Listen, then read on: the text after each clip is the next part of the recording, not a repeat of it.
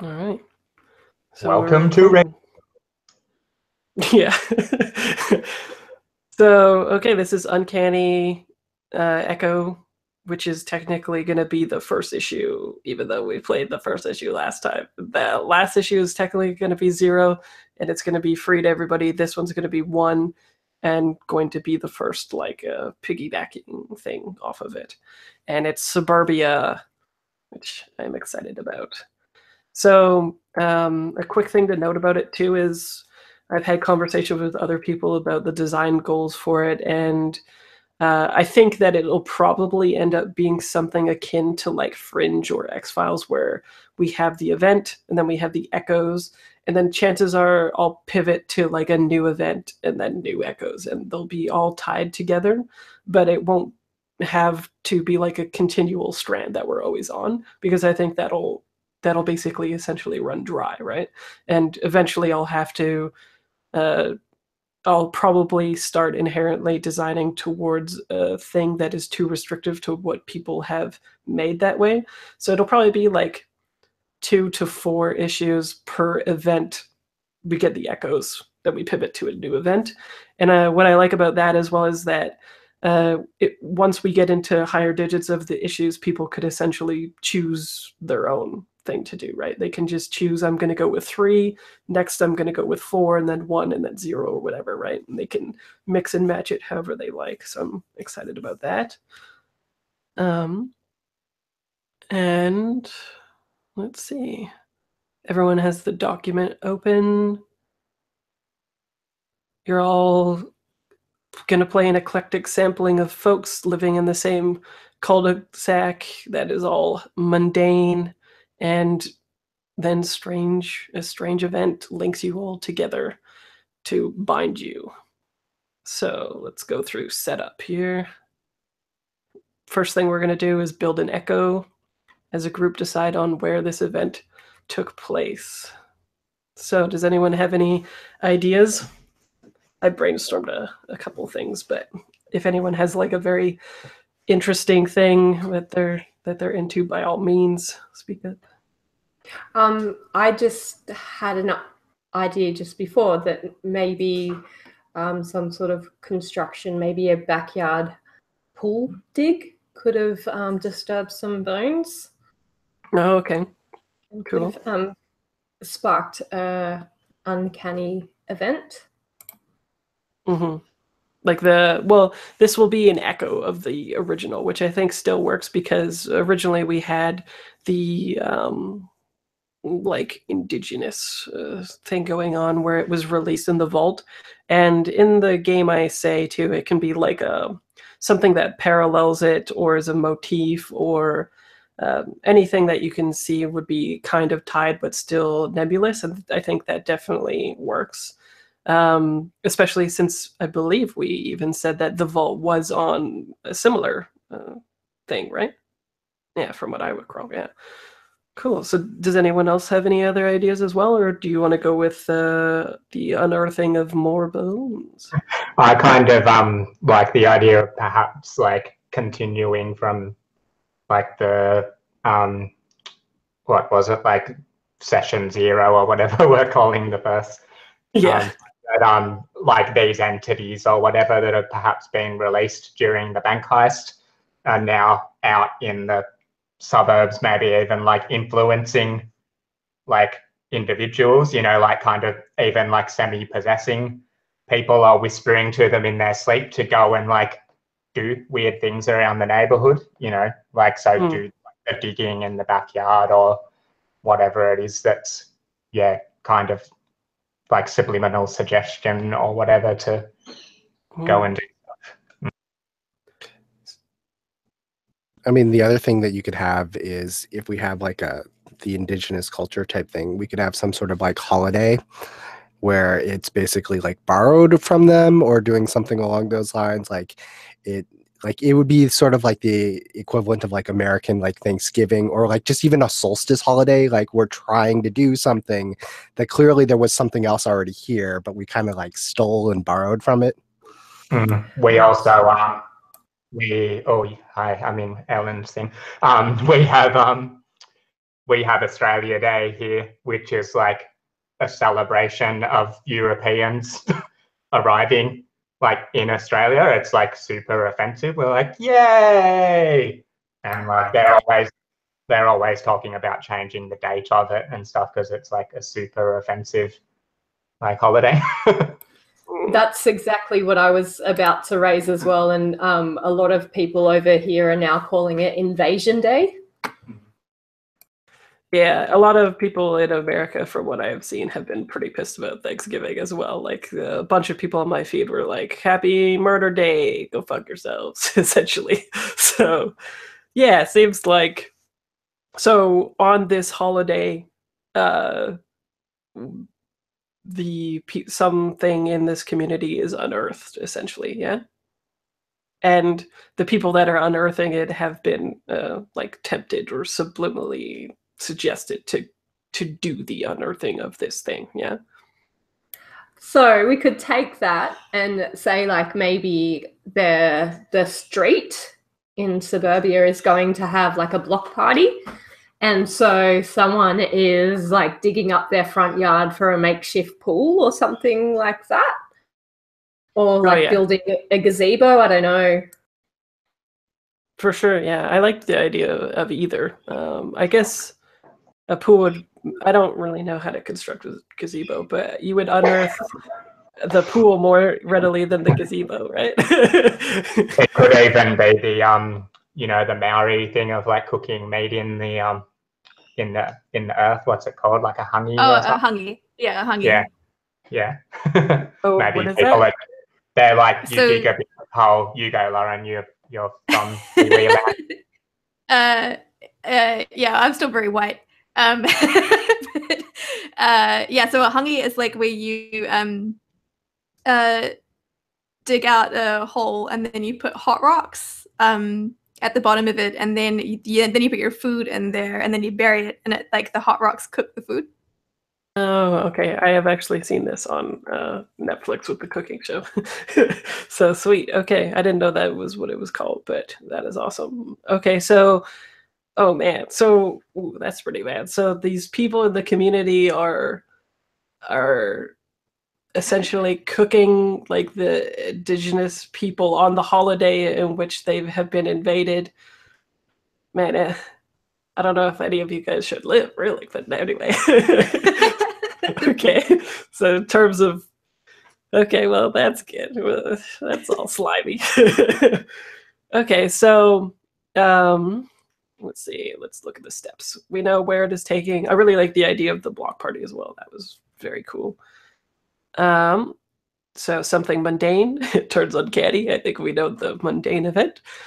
That is tied to issue 0. I think that's pretty clear.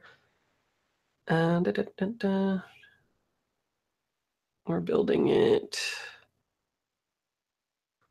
Yeah. Okay. So what do we want to have you? Is it like after dark and you guys have seen this strange thing? And what is, like, does anyone have an idea of exactly what the thing is? Like, is it a manifestation of these people? Like in a ghostly apparition type form is what you see? Because this event, this echo, is something that I think would be neater if just you witnessed. And since it's a block party, it makes sense that maybe you're the ones cleaning up after this or something, or just in general at night you've gone for a stroll or whatever, and this is when you've seen it, but it can still be on your cul-de-sac. And maybe that's even the frustration of it, right? Is that it's on the cul-de-sac, it's on the street that you live, but the only people that saw it is you four, right? Which it seems like, what is going on?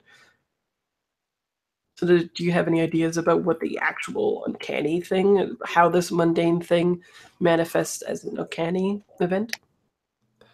So I like the idea of something like coming out of it. Now, whether that's like a ghostly apparition or something that like can't possibly exist, like a 10-foot person, like humanoid thing. Like you're like, no, there's no way there was something that big, like that, like something that like there's something strange about it that immediately we can tell is not quite right. But I don't know what the details are. Yeah. I could even think of, in general, if you people are like this, what could have happened is instead of cleaning up and being respectful of this process and whatnot, maybe people just shoveled dirt over the refuse anyway, right? As if it is the discarded remnants of bones, except it's like you've used this culture's techniques for cooking and consuming and literally nurturing yourselves. And then instead of cleaning it up, you've swept it under the earth directly. So the apparition could be tied to something like refuse or I garbage. totally want it to be like a pork and potato golem.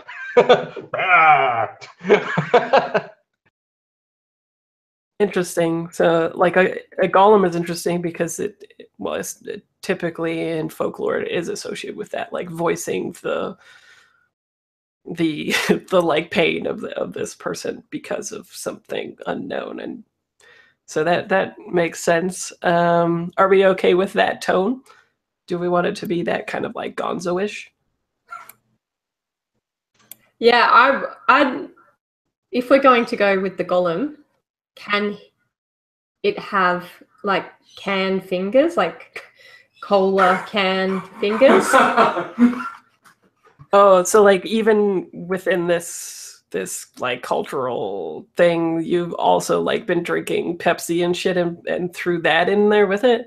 Oh my god, you guys are terrible. Okay. Well, maybe not just you, but whoever did this. Okay. Yeah, so how do people feel about that? I think it's neat. I think, and maybe this is jumping ahead too far, but like maybe like how some of us like see part of this is it attracted like other, like maybe that was the initial part of it, but like it attracted other refuse or something. So like somebody's like following a can that seems to be rolling on its own down the street towards the thing, and then it like buries itself before like the thing pops up. Very cool. Okay, so the manifestation is like this raw thing of it, but through that there's other things happening on the street as well. Like, have you played Katamari Damacy? Like that weird No. game? All right, never mind. You basically go around rolling around and collecting stuff, and it sticks to you. But like I could see it sort of like that, as like maybe it starts as something and like it starts just collecting more things. Interesting.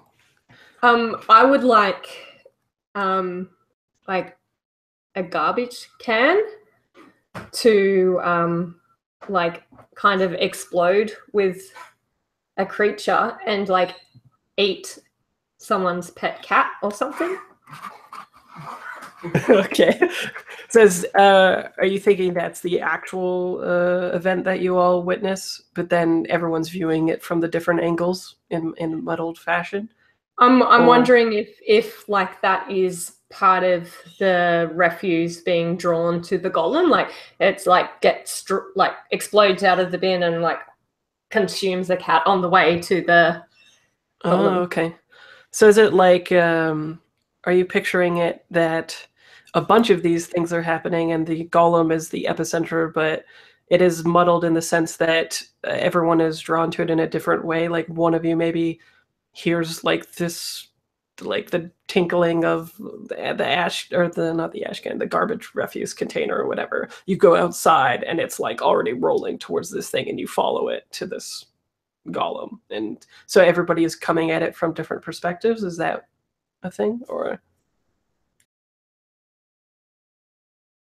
That works for me. Either way, I like over the course of play, we just see like a bunch of like my cat's missing posters like up around the cul-de-sac. right, and I bet Have you you seen Snuffles? Snuffles. Oh, poor Snuffles. So I think it would make sense if like, so there was this block party. It's in the evening now, and I bet you the actual cooking ceremony thing took place at like the homeowners association guy, right? Like he was in charge of it, and so maybe you guys are all drawn to his like backyard in the middle of the night through varying different perspectives, and you all see this golem who is attracting all of this refuse being pulled to it and being consumed by it and integrated into it. Does that sound good? Cool. Okay, well, let's paint the scene a little bit because that's pretty awesome. Aside from it being really dark, what other details do people see? Or even just give me your perspective, like if you have a good idea of how you come upon it and what you actually see and how it is muddled, just give it to me. Otherwise, just give me ideas of what this scene looks like with this golem essentially being birthed from the earth because of people being assholes.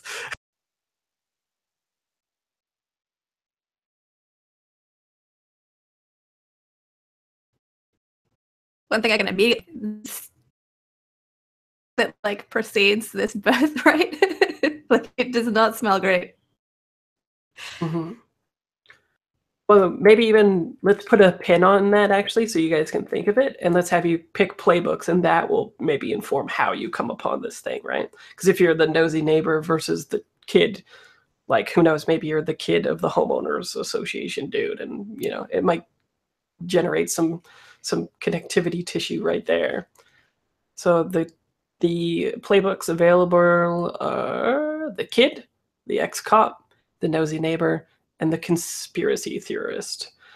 And the conspiracy theorist, I talked with another person who was a little bit confused about it, but the way I'm picturing it is like the lone gunman in the X-Files, where they always have these conspiracy theories going on, and they have sort of technical know-how that they can plug into these databases and find out information about people, but nobody else ever believes them, right? It's like the Stranger Things season 2 guy where he's like, all this shit is happening, and everyone's like, you're crazy, but he's actually like semi-right about things, yeah? So does anyone have any ones that they particularly would really like or not like to narrow it down? I totally want to be a kid. Cool. I guess I'm feeling like the neighbor or the conspiracy theorist, only because like Tall Poppies, and Tall Poppies like Restabby plays a ufologist, and he's so good. It's like theorist. I don't know what that is, but cool. It's just one of those like shows where he plays all the characters, and one of his characters is a ufologist. Like the Nutty Professor Eddie Murphy thing, where he's like everybody. Yeah, pretty much. But it's like there's not as much overlap with like his characters, but he just has like 4 or 5 characters he explores over the course of it. But it's cool. a very random New Zealand touchstone, so don't worry about it. Okay, sounds good. What about Lou and Ellen? What are you guys thinking?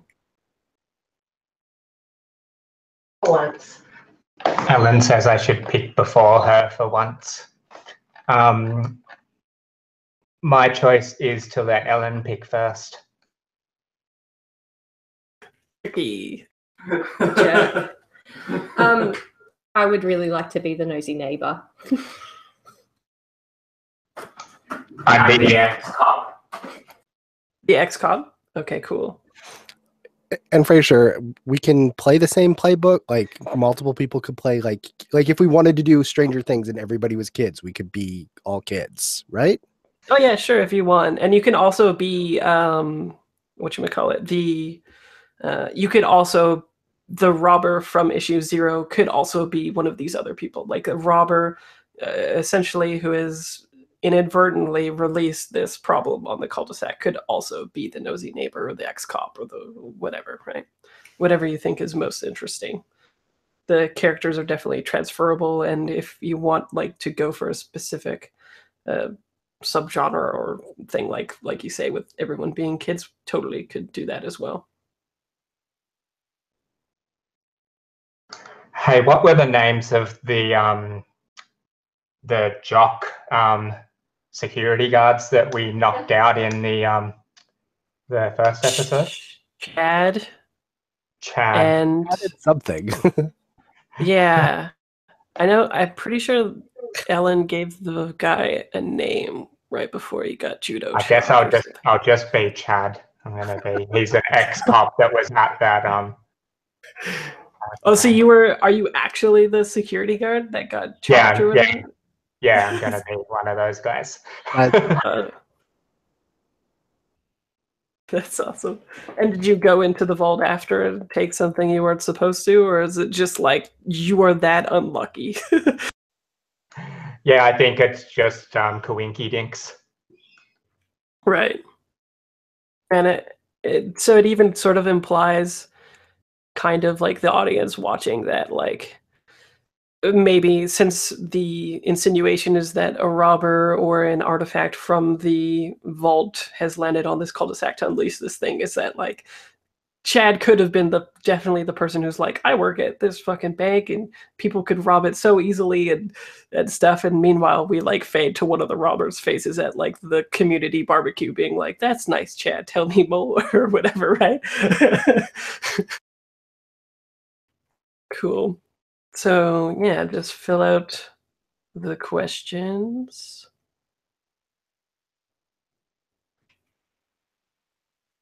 Or not the questions, but the playbooks, sorry. And then we'll move to questions. Yeah. I had a lot of fun writing these playbooks. Do we have a Google Sheets like we did last time? We had a Google Sheet last time? Have a Google Sheet last time? No. I'm thinking of something else. No, I don't think so. I didn't make one just because they're so simple. Do you think that we need something? Nope. I was just trying to figure out where I was going to share information. Oh yeah, that's a good thing. Maybe you could just post it in the chat even, I think, hey? Yeah, that will work. And I'll save it too, so if we ever post it, then it'll be interesting. There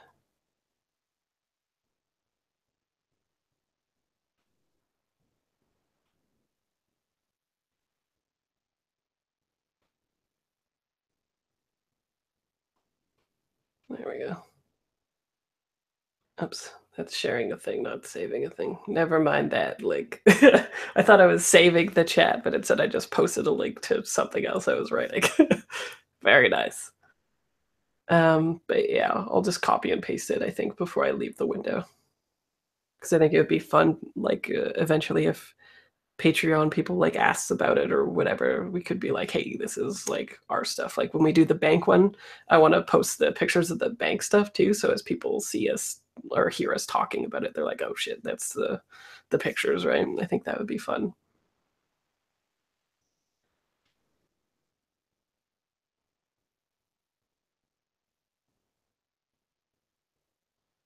Yeah, I totally posted a picture in the Slack channel of my kid. Oh, awesome. Definitely has a camera and is on the yearbook like photography team. That's why he's going out there, is he needs to get the story. Like he saw things and he needs to like go investigate so he gets the story and the scoop. Awesome. Man, that's a weird camera you've got there. Hey, I've never seen that. I don't know what it is. I just found a picture with a camera. I'm like, this is a great idea. I'm stealing it. Yeah, right. I bet you a couple of years ago, you know how those cameras that you could get at crap, I can't remember the store, but it's like a very like hipstery store where you would go in the mall. What was really in at that point was buying those cheap cameras that would make Polaroids, and they were designed like that. That's what that looks like to me. Is like the Polaroids are in again, and you would need to get this camera, that special film from this place in order to do it. Yeah. Which definitely fits into what we're doing now. So I like that idea a lot. Mm-hmm. Let's just say that you have that camera, actually, for reals.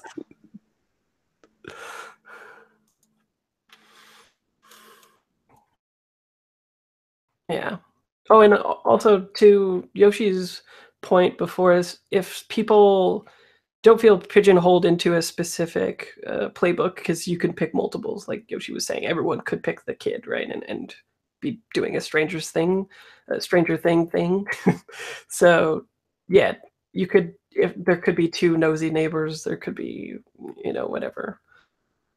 I guess for playtesting purposes, selfishly, I'm glad that everyone picked a different playbook. But if Lou, if you're like really not into being the ex-cop, don't feel like you have to, even though I love the idea of Chad, and especially the picture. No, Yeah, I want to test them all out for you, but also it's fun to it's the one that I least wanted to play, so I'm enjoying getting the challenge of having to do it. Oh, awesome. Cool. Oh, and it looks like, Laura, your picture, is that not the guy from Flight of the Conchords? Yeah, that's Reese Darby. So I'm just pretty much gonna Reese Darby it up, guys. I'm sorry. Okay. Yeah, I love that guy in Flight of the Conchords. He's the funniest, I think. Everyone's what? Well, hopefully I can bring it then as Reese Darby. Oh, yeah. I'll like if somebody was being like, I look like John Malkovich, I would be like, you better be the actor John Malkovich then, right? I think I'm gonna link you to the trailer for Short Puppies thing, because it includes the character that I have in mind for this. And Ellen's guy is like the cutest old man ever. With the what's that hat called again? Like with the anyone know what that's called? Like a flat. There's like a flat cap or like a I call them golf hats. Yeah, there's an actual name for them that is actually like indicative of how cute it is. I can't remember what it's called though. He's not cute, he's crotchety. Oh, I mean, his disposition may be crotchety, but he is very cute. It's cute old man. He just, he's disarming. Everybody will be like, give me a hug, and then he'll be like the old man in Home, right? Hit you with this walking cane. Yeah. I'd totally imagine him playing dominoes on like the cafe corner with somebody every single day. Yeah, dominoes for sure. He doesn't really like dominoes, but he just uses it as a people watching thing. The old men in the parks around here, I think, play backgammon. Also, that video is funny, by the way, Lauren. Oh yeah. It's a really, really good show. Yeah, I hadn't heard of it, but I will check it out. That guy's great, always. Does anyone want to introduce their character?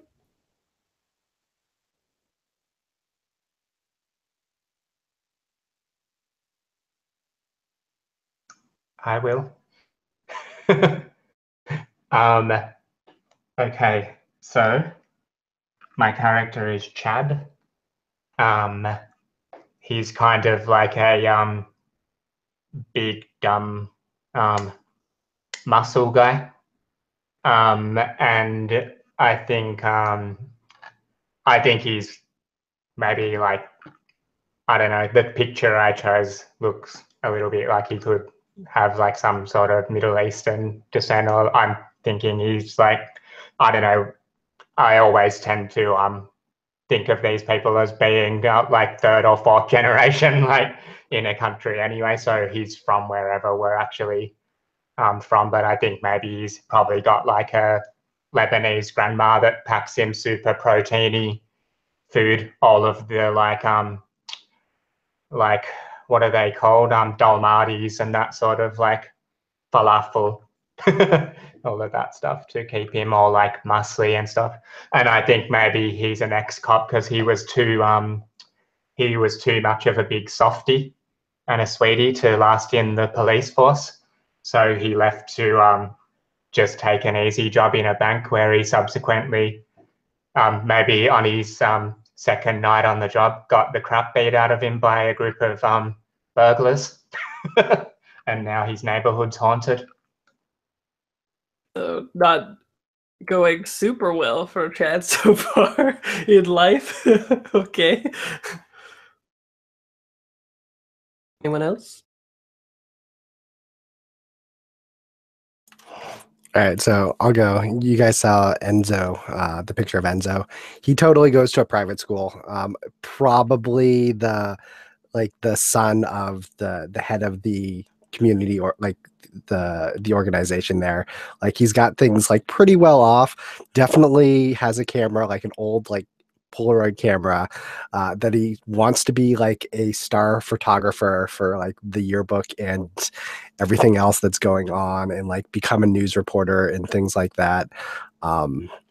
Yeah, kind of like very preppy, trying to like get ahead, but like also still like maybe only 14, so like still a kid.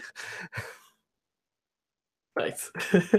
And apparently likes whatchamacallit, those types of photographs I already mentioned. Yeah, Polaroids. Nice. Love it.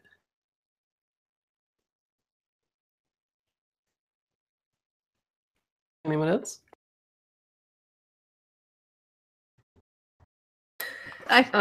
You go, Ellen. Oh no. My nosy neighbor is George. He's mid-70s. He's Greek heritage, and he's probably one of the first residents on the street. So he moved over to wherever it is that we live, the country, probably in his 40s, so he's still heavily accented. And I think this part of town has sort of grown and changed a lot, and he's probably seen a lot of his old neighbors die or move away, and so he just doesn't like change, and he doesn't like all these kids running around, and people don't keep their lawns as neat as what they should. Is he a part of the homeowners association and or the like president or whatever it's called over there? He's a strong voter, so he's very vocal on every single issue. But he doesn't do anything himself. All talk, no action. Nice. I love it. Okay.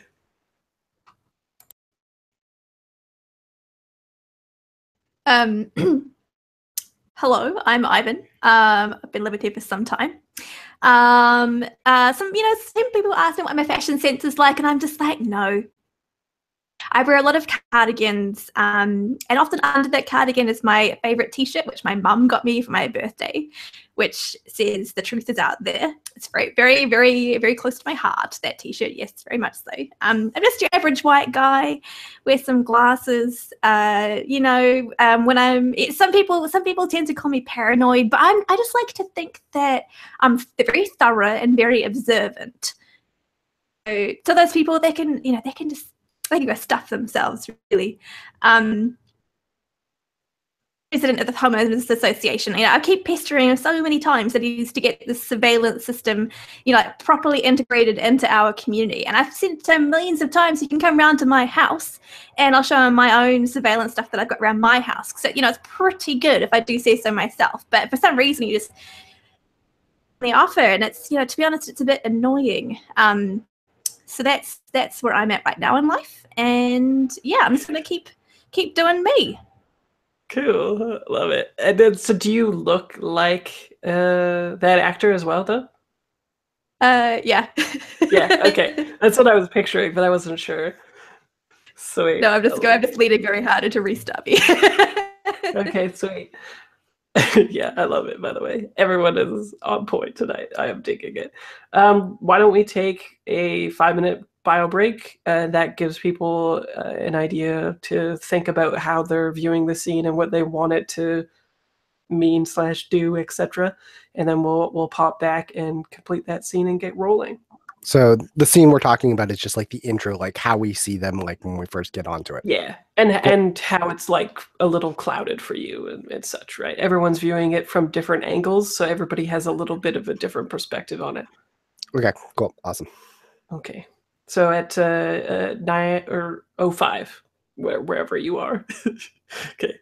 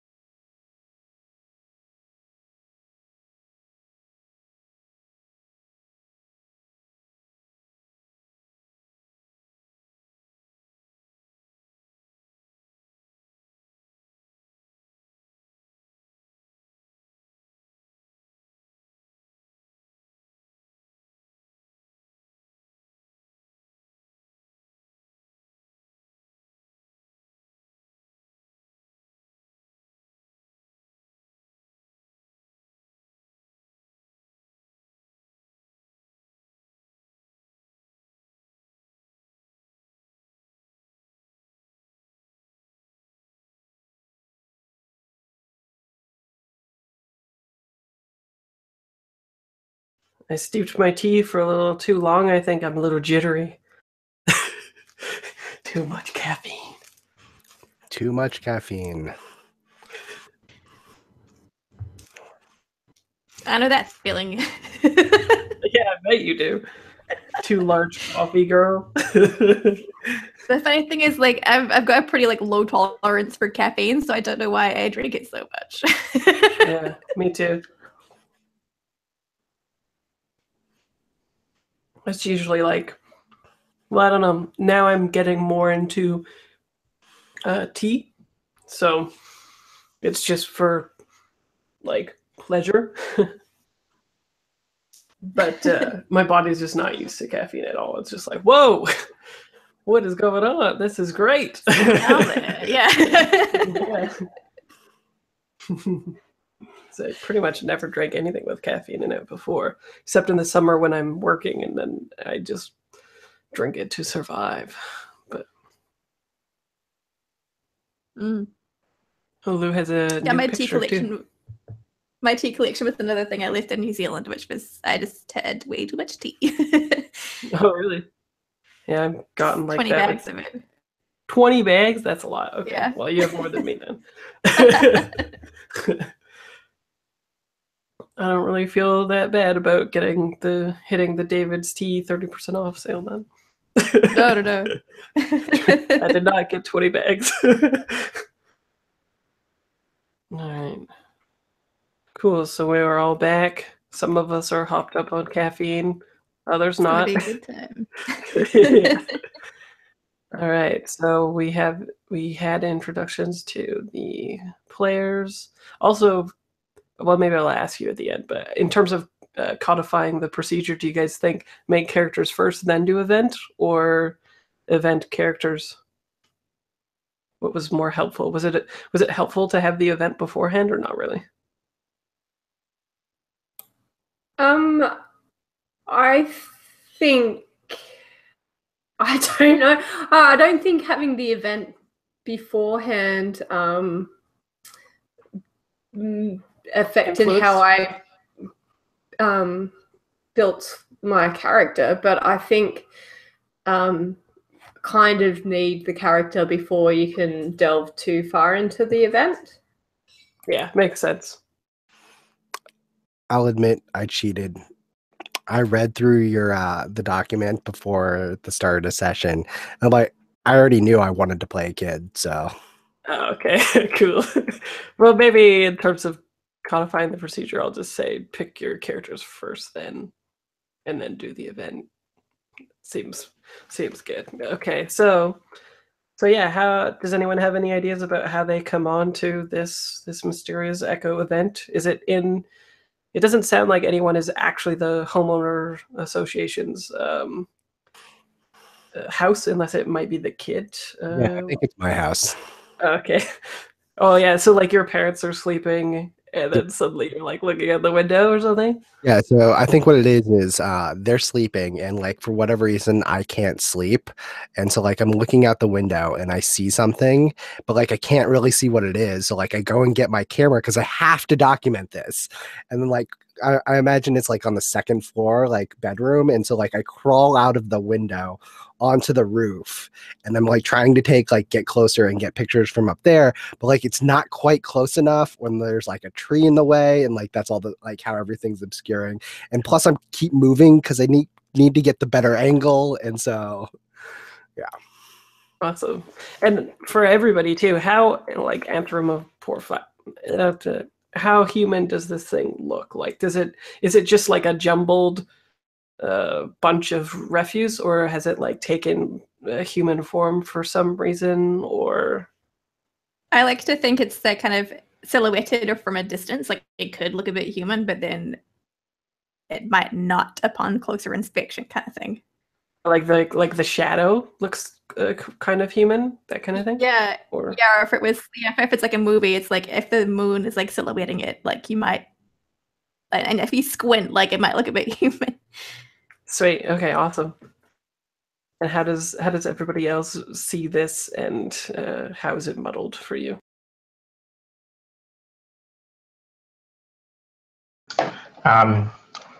You go, Lauren.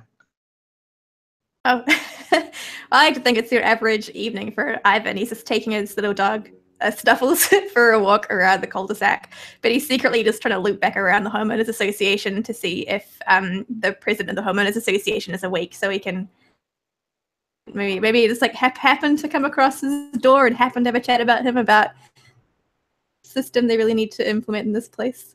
Nice. And then I think what happens is like Snuffles like starts barking and yapping. Snuffles, like, stop it. It's like, shush, Snuffles. And Snuffles is not shushing. And then I think, like, you know, perhaps Ivan looks up and just catches, like, a glimpse of some shadow or something that he can't quite figure out, and then books it back to his house, because of course, something strange would happen when he doesn't have any of his equipment on him. Oh, so you only saw the silhouette at all? Yeah. And like the implication is Snuffles is not doing so good. Yeah. Rough day for Ivan. Rough day. George is hearing Snuffles barking, and he's like, that dog needs to be under control. You shouldn't let your animals go crazy. What are they doing at this time of night as well? So he's peeking out the blinds, and he doesn't see Ivan or Snuffles, but he does see this loitering giant character, and yeah, it's silhouetted, so he doesn't really at first see that it's a thing. He's like, what is that man doing there? And then he realizes the size, and then he like puts his glasses on and is like, did I take my medication today? He's a bit confused.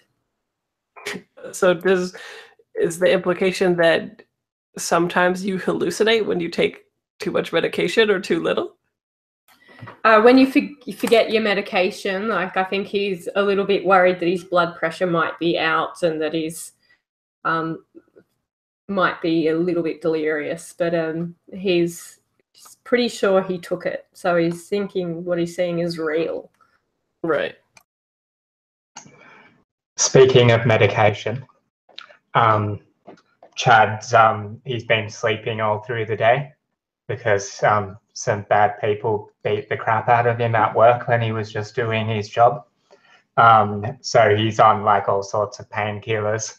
And so he's probably, I guess he's just getting up because he's slept too long and he's feeling so bad. And he, I think he's like kind of hobbling down the stairs to go get a drink of water. And he looks out of the window and he sees the kid from across the way crawling out of his window. He's like, that kid's really weird. He's pretty nice kid though, I guess, but what the hell's he doing? So he's like kind of craning to like try to look, and then I think maybe this thing kind of like looms up like in front of the window, and he kind of gets a bit of a like flash maybe in the street light of this weird like I'm totally imagining spam meat like that kind of pink like gross fleshy like texture, but then he kind of reels back and he falls down the like half of the staircase, and he's all like, he's probably got a crutch and stuff already. He's like, but yeah, that's all he sees. That's Chad's intro. Poor Chad. Awesome. Okay, sounds good. Let's see. Yeah, so it's muddled for each of you. And all of you know that each other have seen this event, so if not, whatchamacallit, explicit in the show audience or whatever of this, what do you think? Like we've already seen Chad see the kid for sure, And I think the only one that might be a little bit in question to place there is Ivan, if they ran away from it. Yeah, maybe they didn't like run away, but like they see it first and then they take off. Yeah. And I imagine they could bump into someone, or at least like see people as they leave the scene, kind of thing. Like, the kid in the window and things like that, for sure. Yeah. So we can even keep it nebulous and define it later too. But just know that all of you guys know that at least one of you, if not all of you, have also seen this event, and then it passes into the night, essentially, I suppose. Huh? I feel like you're all witnesses as far as I'm concerned. Yeah, perfect. So what were you going to say, Yoshi? I was going to say that I'm pretty sure I've seen everybody, like, because I heard Snuffles barking, so like I looked at that, and so like it's probably like there's a Polaroid photo of everybody who came and saw. Awesome, nice. Yeah, okay, great. And it's like, since it's a Polaroid, it's only like so good in quality. Oh yeah, it's terrible quality. Like no, that's not me. Like you can't prove that to me. Awesome. Okay. And so yeah, the next thing is there's going to be 2 clocks. Just so you know, one clock is going to be the echo, and essentially this is going to be you guys, in a meta way, driving at a question that you want answered about this event that is tied to the vault. So what is it that you all want to know regarding this event in a meta way that your characters are going to be unraveling? So in a way, it's sort of like a piece of the puzzle for the players to get out of this, to sort of start working on what the larger scope of this uncanny event it actually is. It could even be as simple as like, how is this tied to the vault or whatever, right? Okay, so you're thinking along those lines of like, how is this tied to the vaults? Why did this happen here? That type of question. Yeah, well, even just whatever question you have in mind that is the most interesting to you is what I would go with. It can be in a meta structure or as a player thing, as long as all the players are driving towards the same goal fictionally.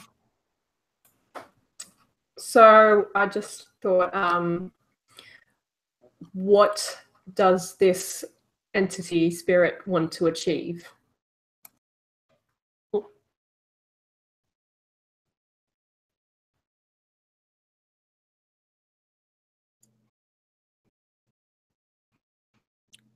I dig that. Everyone into that? It does seem like pretty, like, yeah, like I don't know what that is either. So it would be fun, I think, to move in that direction. Yeah, I was thinking from my character's perspective, and that the thing I had in mind was just directly connecting it to the vault, and I think he'll probably naturally draw some connections with that anyway, seeing as he was there. But I like that question better, of finding out what it wants to do and what it's trying to achieve and stuff. Yeah, Cool. I think likewise.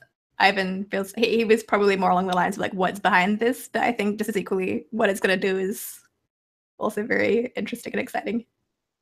Mm-hmm. And through the question, we might answer more as well, right? So I'll just post that right there for y'all. And then the other clock is just like there was heat in the vault. This is sort of like your heat clock. It's the machination, which is nebulous for the MC to define to.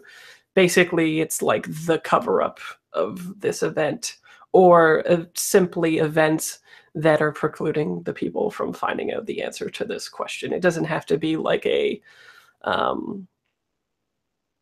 like actual cover up, right? Like it doesn't have to be like the FBI's coming in, they're like, it's like in the X-Files Fight the Future movie or whatever. It can just be like these uncanny events for whatever reason are being obstructed. Like when the monster kills all of the horrible people in the neighborhood, for example. Yeah, and then all the like essentially white people are like, but why? all we did was appropriate some stuff, right? No big deal. They don't get to ask that question. They're the ones who got killed. That's true. That's true. But in their last moments. Cool. Okay, so let's get a roll for your party action going. Does anyone have a room already, or should I get another one? I don't remember what our last one was. Roll for your party. Routinely sharp shrimp. Very nice. Go, and I'm going to make 2 clocks. The echo. And the machination. Actually, I'm just going to name it the mock, because why not? Oh, and somebody rolled some dice, I guess. I hope it wasn't me. Yeah, okay. I'm like, what am I doing? It's all nebulous. Oh, there's more dice. There's dice everywhere. Cool. Okay. And so, yeah, just so you know that if essentially it is a winning for each one, just like in the bank vault, kind of, if the heat was maxed out, they would be on you, right? With this one, instead, it is the obstruction of the truth in whatever nebulous way comes to fruition. But also, however many increments you get in your segment is how close you get to the answer of the truth as well. So it's not just like, and it's over and you failed, that kind of thing. Instead, you might get 3/4 of the truth, a half truth, or a shade of the truth, that kind of thing. All right. And for questions. So what kind of uncanny are we going for? Seems like it's, I don't know, how would we define that? It's like it's not, like, I think we should be careful not to paint it in too humorous of a light, since it deals with some heavy subject matter, right? But it's also not like a Freddy Krueger vibe of like y'all gonna die or anything either, right? So maybe it's like a Stranger Thingy-ish thing going on, or what are people thinking? I was kind of thinking it might be a little bit more deadly than it was in the, slightly less mysterious than it was in the last episode, and a little bit more like vengeful spirit. That's what I was kind of thinking. I like that too, because it's sort of like a validation of the rage of what this thing has experienced as well, with what this community has done too. What do people think? Yeah, I'm good with that. Okay, so we'll go for more intense, I think, than what the other one is. So, in terms of questions, one of your neighbors does something you find endearing or sweet, and one does something you cannot stand. Which, if Jason ever watches this, throw to Jason. What is each? What rules are instituted and enforced in the community? Lights out by a certain time, noise restrictions, gardening restrictions, etc. We can assume that the community is like a tailored one that takes pride in its rules and whatnot. Is anyone acting strangely since the echo? Is any of your characters from issue 0? We already answered that one. Are there any local myths, legends, or superstitions that play into what occurred at the bank? What are they? And if we get an aerial shot of the suburb, what makes it seem on camera that this place is extremely dull and mundane, like a suburban place? If anyone has answers for any of those, go ahead.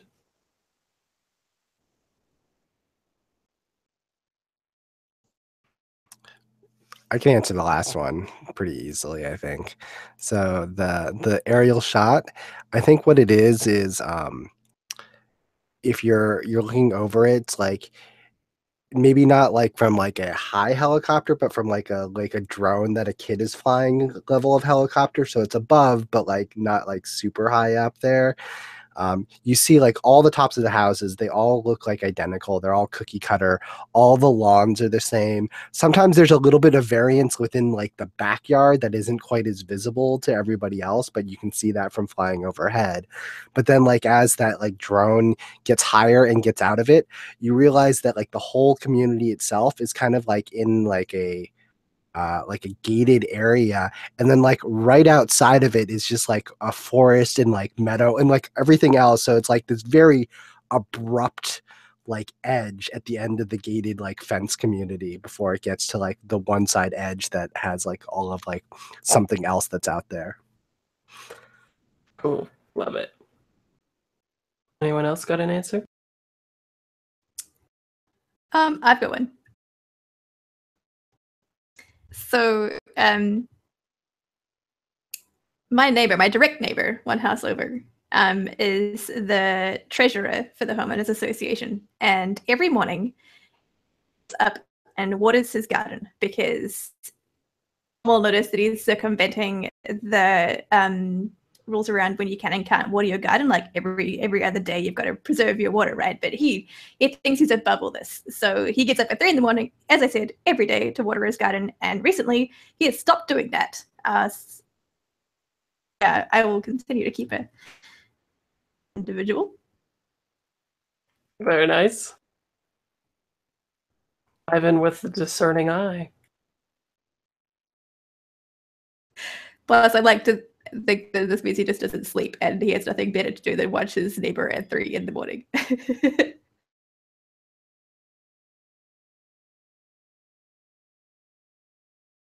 Anyone else? Of course, George has opinions on what is endearing or what he can't stand with his neighborhood. He finds Ivan's behavior really irritating. He's not very well kept. He isn't very gentlemanly. He has all these different newspapers and deliveries coming at like every single day, and so sometimes if he's away or if he's not there, they pile up at the door. He's just not your ideal neighbor, and also he'll be up late night, I assume, like on phones or like on the internet, like his lights on. Like I get up to do my nightly business and his lights are on. What is he doing? But that young kid, what's his name? He's very polite. He's going to be a nice young man. He's well dressed. He respects his elders, and I don't think he had anything to do with the creature that I saw. But it was probably some of the other unruly kids from down the other end of the street. They're always leaving their rubbish around and, driving their robotic toys up and down the street. Indeed. Chad has, I think that he finds something that Enzo does. I think he has that. There's something that he does that's endearing or sweet, and something that he can't stand about him as well, which I think it's that I kind of foreshadowed it earlier, like the kid's really weird.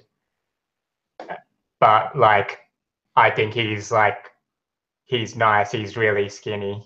Like he doesn't have any muscles or anything yet. He's a weakling.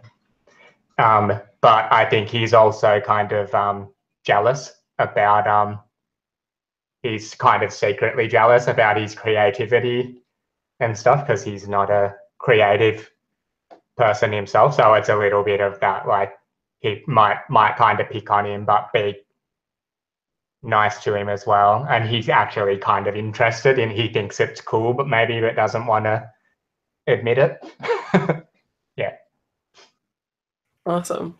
Okay, well, yeah, I think we'll go with the ending of the actual like echo or event. Is I definitely think then the dog that it shows. The audience knows that essentially the entity is angry by taking Fluffy, and I think it's ambiguous as to what becomes of or Snuffles. What was it? Fluffy? I don't even remember what the name is.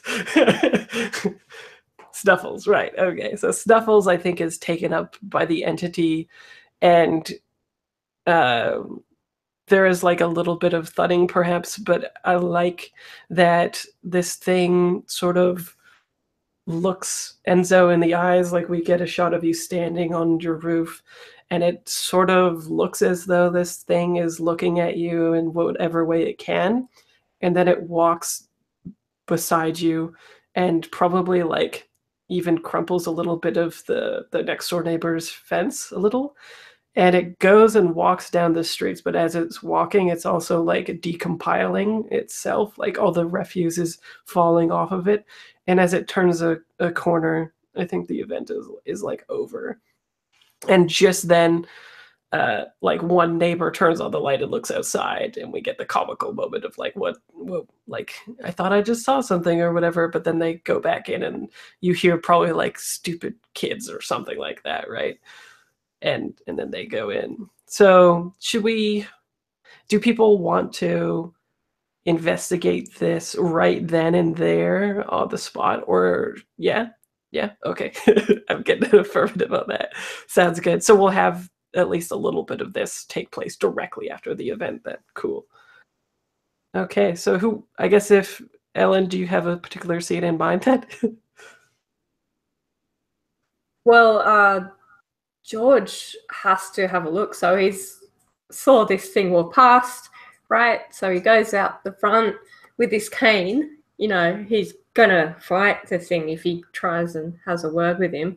So he's like hobbling down the street on the footpath, looking around, and it's like he's not calling out because he's still not 100% sure whether or not he's seen it or if it's not. And I think he notices Enzo up in the tree, or Enzo making his way down the tree, and he sees Ivan coming down the street, like, and he's just going, okay, it's not just me. Cool. What does everybody else do? So if I see, like, you see me, I think I definitely see you, and so I call down to you. I'm like, George, I got a picture of the thing. I got a picture. Come, like, I'll be down in a sec. And like I'm just crawling down the tree, like, and then like at the end it's like looking down, like, do I jump the last 10 feet or do I like climb? And then like it's that moment of hesitation, and then like just jumps for it and just like falls and like tumbles on the ground. And then like immediately before like checking like ankles, like looking at the camera, make sure the camera's fine, and then like getting back up and then like patting down for like the pictures he stuffed in his pocket. He's like, look, I got it. Like I got a picture of the thing. Before George takes the picture off him, is like, don't mess your pants up. Like he's worried that Enzo scuffed his knees. So he looks at the picture and is like pulling it close to his face. Oh, I don't know if that's anything really. Are you sure? I mean, it looks. What do you think it was? I mean, it looks just like garbage or something there, but like that was moving. Like you saw it move, right? Yeah, maybe it was something that those Ramses kids built. It wasn't the Ramses kids. I'm telling you, this is what was there. I saw it come out. I know it. Well, I mean, it was behind the tree, but like, I look at the fence. Like the Ramses kids wouldn't have done that to the fence. And whose fence is that? Is that George's fence? Who is the neighbor right next to Enzo's house? Or is it just like some random one? Or yeah, it would make sense for Chad, right? You said that you looked out the window and saw Enzo. Yeah, so your fence just got messed up, and this beast or creature, entity, spirit went by. What is Chad doing? Chad's still getting off the floor after falling down the stairs. And I think he's probably I think he's leaning in his doorway, like probably just observing, like kind of unobserved a little bit, listening to this conversation. Then when they say look at the fence, I think he kind of like goes over with his like crutch and he's like, oh man, not my fence. Yeah. But then he's like, I think you can see him like maybe he's having that little like flashback of seeing the like the spirit, the possessed like meat yam creature out of his window, and he's like wondering whether he really saw it or not. I think maybe he calls out to Enzo. He's like, hey kid, let me see that photo. Yeah, sure. Right away, Chad. And he like takes the photo from George and like runs over and like hands it. Like, look, you can see right here that was clearly, well, almost clearly coming right out of what was the pit. I mean, there's a tree, but like you can see that wasn't there before. What does the photo actually look like, do you think? I think that it basically looks like a bunch of garbage. Like it's the backyard with like a bunch of garbage all over it in the pit. You're like, there's no motion or anything. It's just like, yeah, that's what looks like after a party. Yeah, I think maybe he kind of looks at the photo and he's like holding it up and looking at the yard. And I think there is like, hey, this only happened like 5 minutes ago. I think there's actually like there's heaps less garbage in the yard or something than there is in the photo, but it's like, you know, it's a bit weird, but it doesn't really. He's like, huh, weird. And that gives you the photo back. You guys don't believe me. You know, Ivan would believe me. You guys don't, but Ivan would. You, Ivan.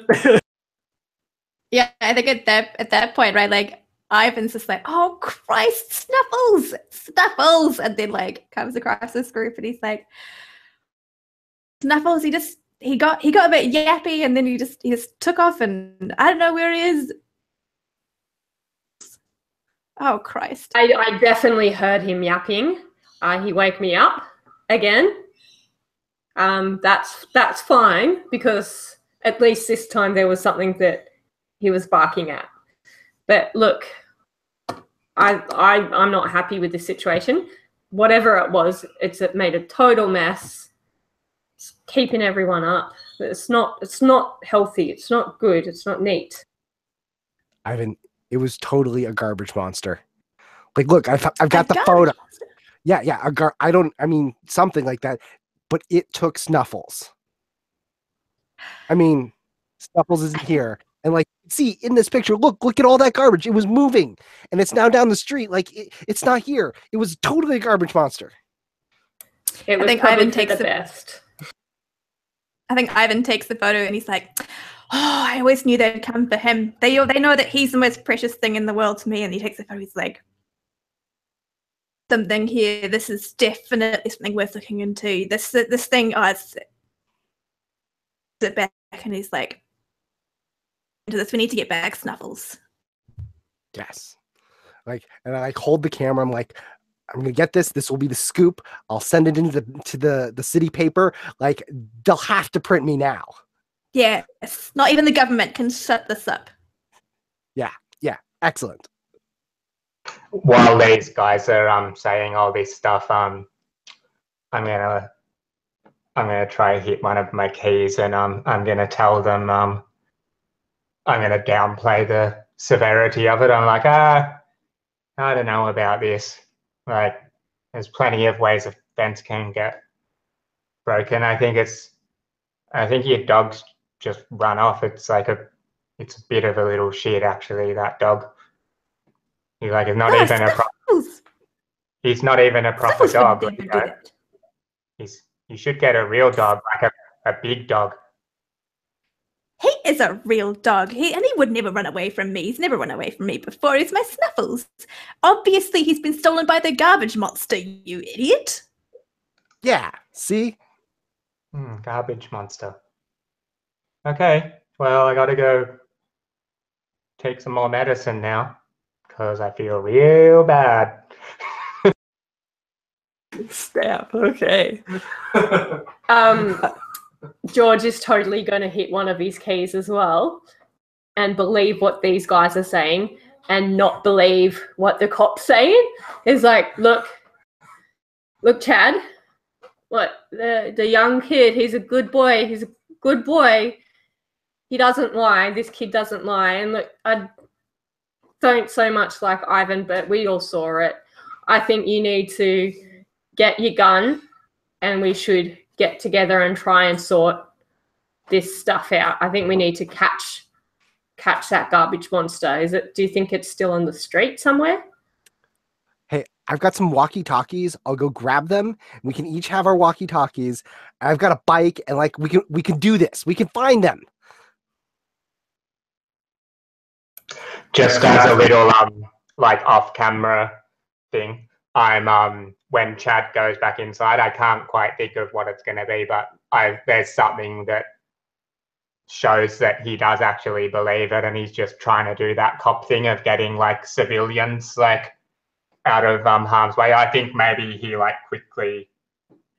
sketches down on a little notepad when he gets inside a bit of like a silhouette of the monster, and he's like writing down a couple of like things on a piece of paper, like he's starting to investigate it himself, sort of thing. Anyone else want to hit some keys? Well, I'm pretty sure I hit mine. At least one of them. I've described the scene or explain motivations for trying to get to the truth of the echo. Right. Cool. So do we want to jump cut to like you guys having like bikes and walkie-talkies and going after like the trail? Because that's where I was going with it, like the stuff falling off of it, right? So that you could at least follow it and whatnot. If we do, you know that Ivan is there with Enzo going, oh, this is a good for your basic model, like walkie-talkie. What you really need is like the XR50. That has a great range and it is much less likely to be susceptible to baby monitors. Trust me, I know from experience. Yeah, and if you're happy to like split us up, I've got a couple of my keys and moves. I think like I'll split for a while and do a bit of like contacting like people in the force and stuff like that, maybe as my little part of the story. Definitely, yeah, I'm down for that. So I think the people heading out are probably going to be brave. I think. So let's get rolls on the table for that. When something happens to you or you do something that requires you to keep it together, roll plus wits. I think this entails following the monster to wherever it may be going.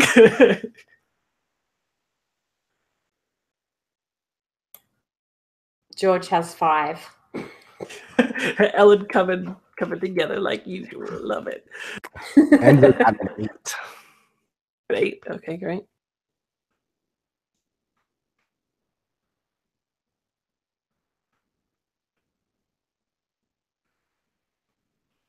And Ivan. What was the stat modifier in that again? Wits. Wits is what you're rolling with. Wits. Oh, good. I got a 7.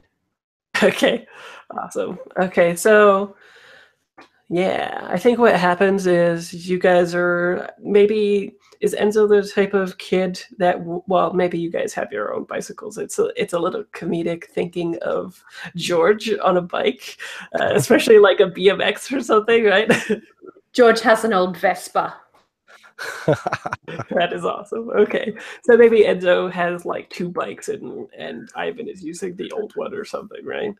While also talking about how to increase the circuitry of the walkie-talkie action, and you're following this refuse, which I think everyone is spotting as the trash of the cooking aspects of it. I couldn't speak to exactly what you're seeing since I don't know how it's used, but let's say that the community definitely used it as like a dumping ground to sweep up the cleanup and all that kind of stuff. And now it is literally unearthed, right? And brought up, and some of it is fallen on the streets, and it's quite dark. And I think as you follow it, another clear indication of where it's past is some of the lights on the street have been like broken because it was that tall, and it just like perhaps brushed across it or whatnot. I have an idea in mind, Ellen, if you're cool with it, that it might lead to a sort of the place that you described your other character in the game had lived, where like she had gotten her deed back, right? And it was kind of leading to that location, which it seemed like, I think you had said it was like a little bit gentrified or something, right? Yeah, so it's like an old part of town that had a lot of the old cottages have been knocked down and new apartments gone up, but there's still the odd cottage there, and I think that's my character's Nana's home. Yeah, so I think it's one of those situations where this place is slowly getting, gentrified, and we now know from the last issue that this place is on the same land that those the Aboriginals once had, and well, that character got the whatchamacallit, the deed back to that land.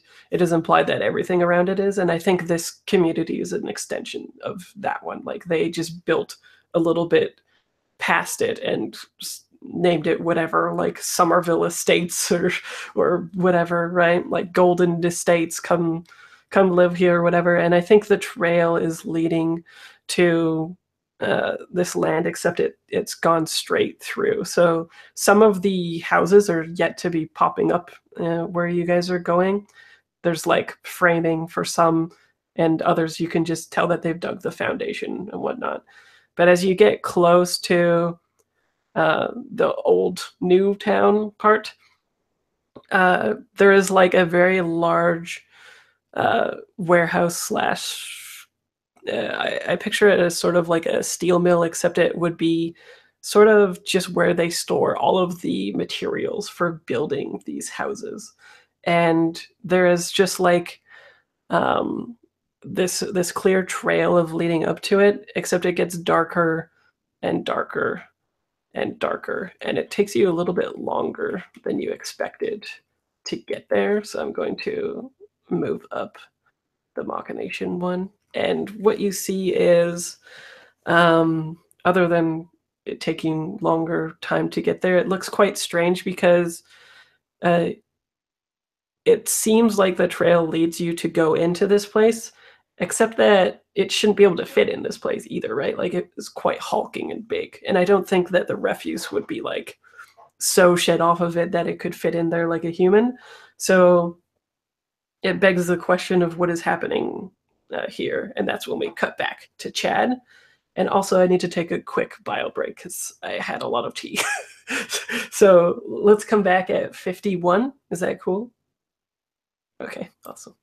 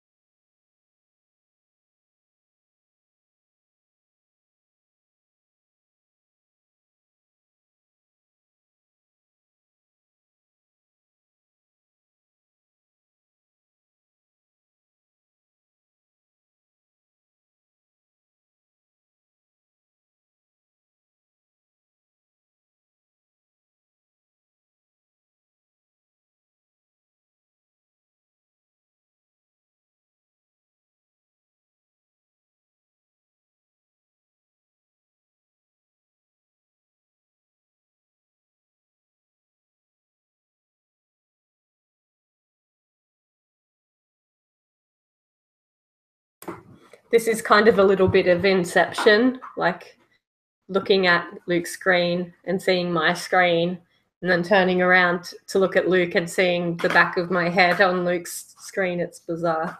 I don't think I'm going to do this again. I think also, Fraser, we probably made like hard work for you again, even though, although Ellen's mic's better this time, so you might need the audio, but I was just looking at my Audacity, and it's like recording, because we're both in the same room, you won't be able to tell like when whoever is talking, which is a bit annoying. Oh, right. Well, so far, at least on the mainstream, I think it would be easy to edit anyway if you guys are overlapping on your Audacity ones. So we'll see. Yeah, it'll be interesting to see how that falls out, I suppose. Anyway, sorry in advance if we caused a big pain in the butt for you. No worries. I'm just happy that you guys are here and playing, and the AP is secondary, but I think will be helpful and enjoyable for people, right? But firstly, it's for us. Okay, so we cut back to Chad. Chad's in his house. What's Chad up to? Chad's actually, when the others leave, he's gone out into the yard, and he's kind of like poking around a little bit. And I kind of like the idea of like just a very brief flashback where we see that he might have actually been like quite a promising like detective at some point or something, and it was more about his like fortitude in tough situations that kept him from being able to be there. And maybe that's why he turned to like bodybuilding after having to leave the police force, to try like macho himself up a bit. Well, I mean, I even like the idea of him being macho all the time and subverting that kind of character trope too, right? Like he's actually a pretty smart guy who's also built, who also is like got an affinity towards people and stuff, right? I like that aspect too. Yeah, that's what I was kind of originally thinking, actually. So I like him kind of poking around a bit. And I was thinking, I don't want to do too much in this scene, but I kind of like the idea. I want there to be something that links this a little bit with something that happened back at the bank with the, like, I don't know what it is yet though. Yeah, I think maybe he probably did go into the vault after the incident, I think, and there's maybe I've got an idea. I think when he was seeing the monster, there was little hints of that strange music that we were hearing in the bank and stuff. I kind of like that idea, so I'll like retrospectively place that cool soundtrack back in those scenes that we already played, I think. Yeah, so, and I think maybe he's kind of out there thinking about and you can see him like writing down like strange music, like bank vault, like this kind of stuff. Then I think, so I guess that's my key, describe a scene explaining your motivations by trying to get to the truth of this echo. And then I've got another scene I want to do with him calling somebody on the force, but it might be a good time I'm happy to cut straight back to the other guys if you want. Well, let's try to suss out a little bit of the stuff that you're finding there. Like, I like the idea of there being a little bit of a clue there, so that we even kind of reinforce the competence with Chad, right? Like being a good detective and whatnot. So why don't you roll plus wits to connect? Because I think you're trying to understand something. Cool.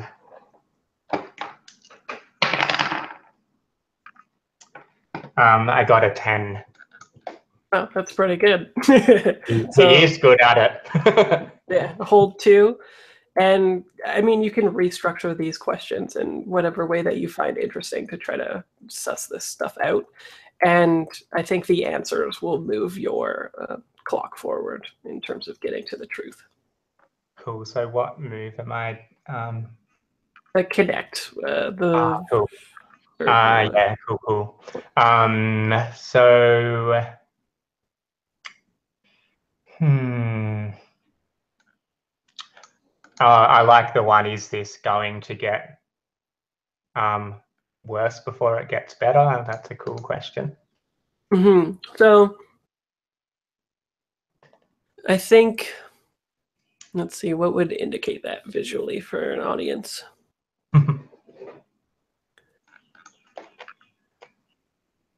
Yeah. Well, actually, how about this? So I think you're sort of rooting around in that that pit that is now unearthed, right? And I even like it to like we get a shot of Enzo's parents still sleeping, and then we go back to Chad in this hole looking through some stuff. And I think you actually are the one that finds the bone, like the some like a probably a skull, because it's an audience, right? They need that direct correlation, like, oh, this is bones of a person. So you unearth like a skull, and I think it has the remains of like some sort of aboriginal clothing as well, that's like all tattered and weathered and stuff like that. But it's I like the idea of some broken pottery that's like the pottery that we saw in the vault and stuff. That'd be cool too. Yeah, sure. Yeah. And beside the skull is some pottery. And I like that on the pottery, we could have like a sort of even a mummy moment, right? Where it has like these pictorial things on it, however it would have been done. And we have like only a piece of it at the moment because it's been shattered or something, right? And the piece that we see and how we know it's going to get worse for now is that geez, what would be a good pictorial thing to Can I suggest something? Oh, definitely. That blood starts dripping along the side of the broken shard, or the pictograph is of a person and like blood starts seeping out of the pictograph. That might be more sensical. Yeah, sure. Yeah, I like that is definitely an ill omen, I think. And the actual picture, I think, might be some people kneeling in supplication to the rights of a dead body. Like maybe it's being burned, and it clearly is a rite of passage for people that are being passing into a new life or something, right? Oh, Yeah. or yeah. That's Yeah, cool. maybe it's ambiguous as to what they're venerating. Like it could be, it might even be like smudged and dirty and stuff, right? Because I really like Yoshi's suggestion of offering of food because it's linking to the consumption of other people, right? So maybe it could even be a symbolic thing that is nebulous, but you make the connection of it being like a nourishment of a person, which could be a translation between like the nourishment going in them or like the person is nourishment, right? Yeah, I like the idea that the neighborhood have accidentally like offered this like a feast in like a kind of traditional way and then messed it up. Yeah, like quite substantially, right? They've Yeah. basically supplicated this, maybe like this spirit, and then literally piled refuse on it instead, right? Which is even worse. Okay, cool. So yeah, I think we get a shot of you like in the moonlight, especially with the moonlight, blood looks black. I know this from Hannibal. So Yeah, right. yeah, exactly. It's definitely rooted in factual things.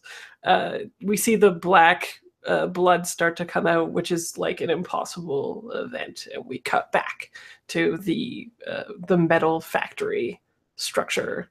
What do you guys do? Also, I'll mark that clock up so I don't forget.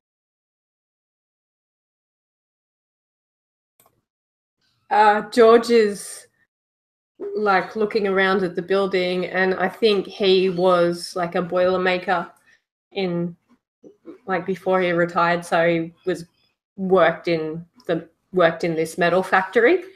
So I think he's like, what are we doing here? Like, he's like, oh, Johnson's medals. Like, what are we doing here? Yeah. I even like Ivan, if you have an idea, I would picture you as like knowing history about this building, right? Like, oh, the mill where the killings happened or whatever, right? I don't know. Oh no, you read my mind, because you know for a fact Ivan like pushes his glasses further at the bridge of his nose and says like, suspicious, because I know for a fact this isn't listed at all on the public records for buildings and things. I also know that they have failed their health and safety inspections for the last 50 years. So it's no surprise that, listen, to be frank. I think how the audience knows that this place is like a little bit uncanny too is that it looks quite dilapidated, like a old steel mill and stuff, but then there's like a keypad electronic entry to the door, which is like, why would that be there, right? Correct. In fact, they shut it down after that poor, oh gosh, there are about, what, 5 deaths that have what they termed as an industry accident, except I know for a fact that it goes deeper than that, and that it was 100% a government cover-up. God, I love it so much. Okay, so knowing these things, what do people want to do? Are I imagine your flashlights are like currently illuminating the entryway. The refuse trail leads in somehow, even though there's a locked door and such. But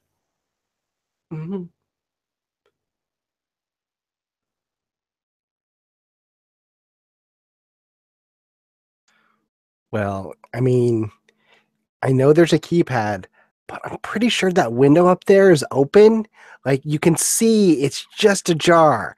Like, I think I could get in there. It's one of those like large windows that go out, right? Yeah. Of course. Yeah. Yeah. For ventilation in the mill, of course. Yeah, Okay. like if you just give me a boost, I think we can climb up. Yeah, come on, kiddo, come on. I'll lift you up. Jump on my hands. I might look old, but I'm still strong. Oh no, I totally believe it. Nice. Sounds like Enzo's being brave unless you have a more particular move. And it sounds like George might be helping. Yep. I would also like to impress upon you this GPS tracker. So if you do get lost in there, we can come and... Oh yeah, because your tracker is even like beyond just like you are here.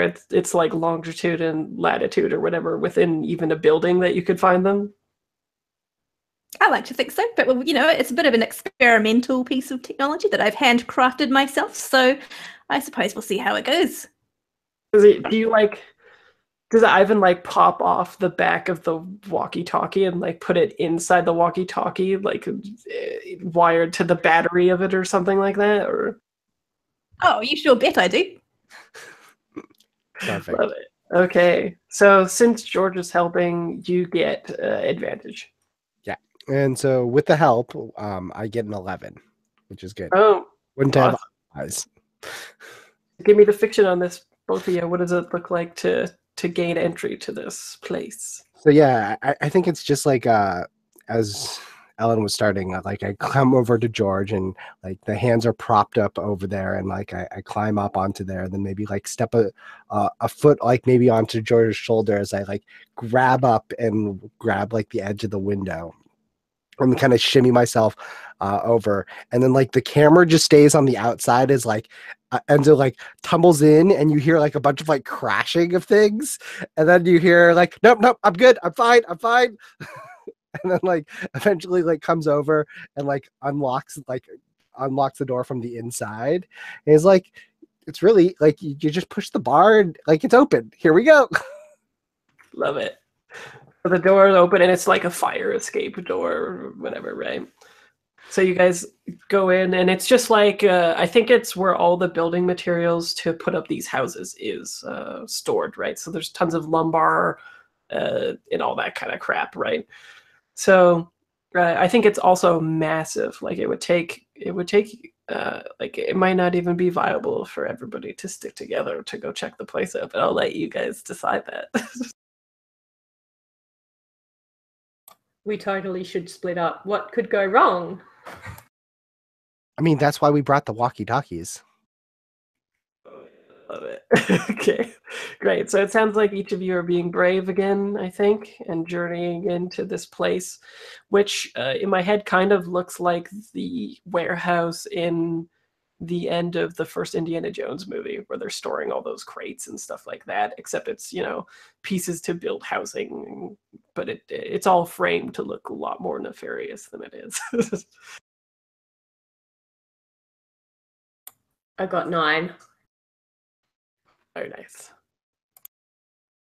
I also got a 9.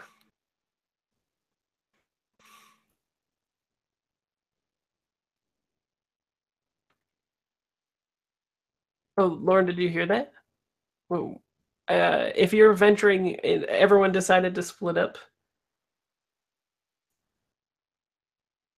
Is that what Ivan decides to do as well, or stick with somebody else? Oh, definitely.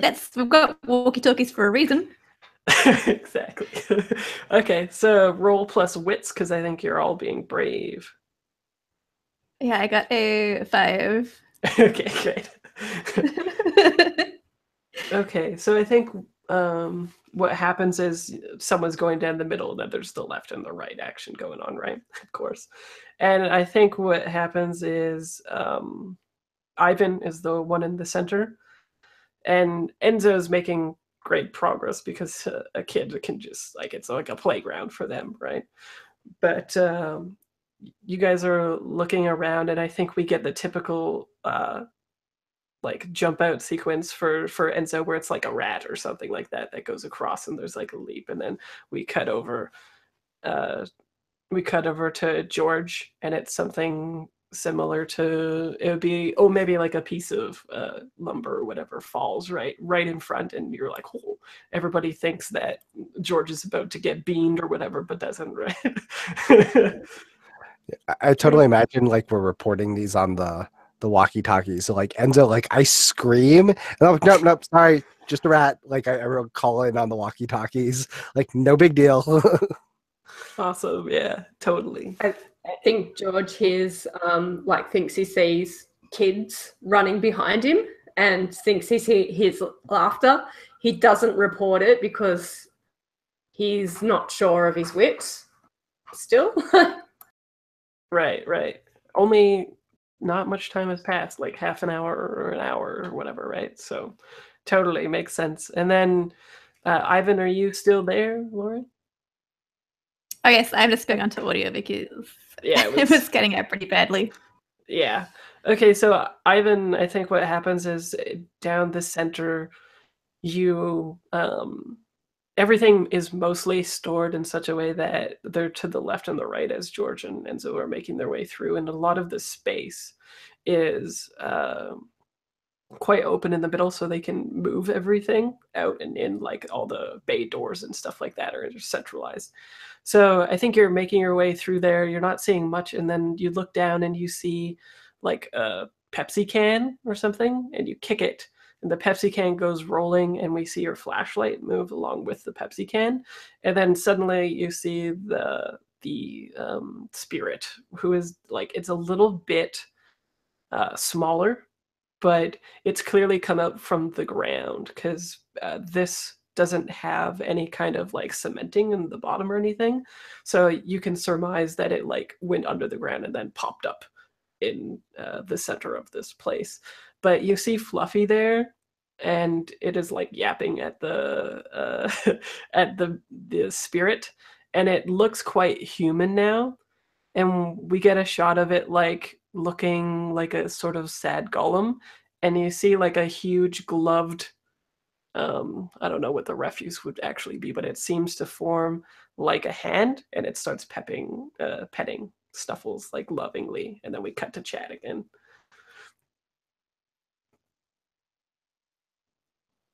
Cool. So we go from that action pack scene to like Chad sitting in his kitchen, probably still like writing notes, and he's I think got he's looking through his, then you see him looking through his phone, and he's going to call I don't know, maybe it's his old like partner or something like that, like a fellow detective. And I guess maybe we get that cool like comic book like split screen like conversation thing. I actually kind of like as a visual that there's like the split screen of this conversation with the cops, and we're seeing bits and pieces of what's happening with the other like characters in the warehouse like at the same time. Yeah, and so I don't know if I really want to play this scene out, but he's yeah, I think you just hear one side maybe. I don't know, I'm just not so great at speaking in character. It frightens me. That's fine, just abstract it then. That's fine. Yeah, cool. So he's I think we see this conversation occur anyway. We hear this conversation where he's like, oh, hey, like I hear you working on investigating the bank vault case. He's like, yeah, I totally got caught up in that. It was crazy. And yeah, I think maybe I kind of like the, how can I kind of want to get a some sort of lead that's going to yeah, I have the business card of the lead detective. Yeah, I think I'm going to I like the idea of kind of ending up maybe not at the place that the other characters are at now, but at the wherever they end up kind of next. Yeah, so I think sure. yeah, I think maybe they're also, just to use the flavor of the text there, like they're kind of reluctant to tell me because it's against protocol. And I kind of do that thing where I'm like, dude, I totally, like, maybe he like took a bullet for them or something in the moment that made him kind of freak out and leave the force. So he might have done this act of bravery of diving in front of a bullet or something like that. But and it was probably even like we could even hit on that person being a jerk and was like racially profiling somebody and then got shot, and you took the bullet for them, then left the force, and you're like this. Yeah, I like that as a bit of like character injection for Chad. Yeah, cool, yeah, no, that's cool. I like that idea. So it's kind of holding it over them a bit that they'd fucked up and like, you know, definitely. But do you have any ideas about some sort of I'm just a little bit, I don't know how I want to somehow end up on my case meeting back up with these guys somehow. Okay, well, is it a move that you're trying to trigger or a key or? Well, I am doing the, I'm doing the old favors move, so I can roll that and see. Yeah, do that. How my lead works out. Yeah, cool. Okay. So I'm using Uncanny, which is one. Oh, I'm rolling really good. That's an 11. This guy's an awesome detective. Yeah, and vicariously you are as well. Give you a solid lead. Cool. So I think how you get onto where they are is maybe you take a picture of the pottery or whatever, right? And you send it via, text or whatever to this detective, and they put it in the database because this is how all fiction works for this. That it just comes up with like a hit, and we see that it's like such and such indigenous tribe pictorial representation, and the rest of it is as such, right? And yeah, cool. So I think it's an old story, and even they have it like a bit muddled because it's very like old culture and it's interpretation, etc., etc. But the story goes in that like what we've been detailing. The idea is that they had performed this rite inadvertently and disrespected the culture.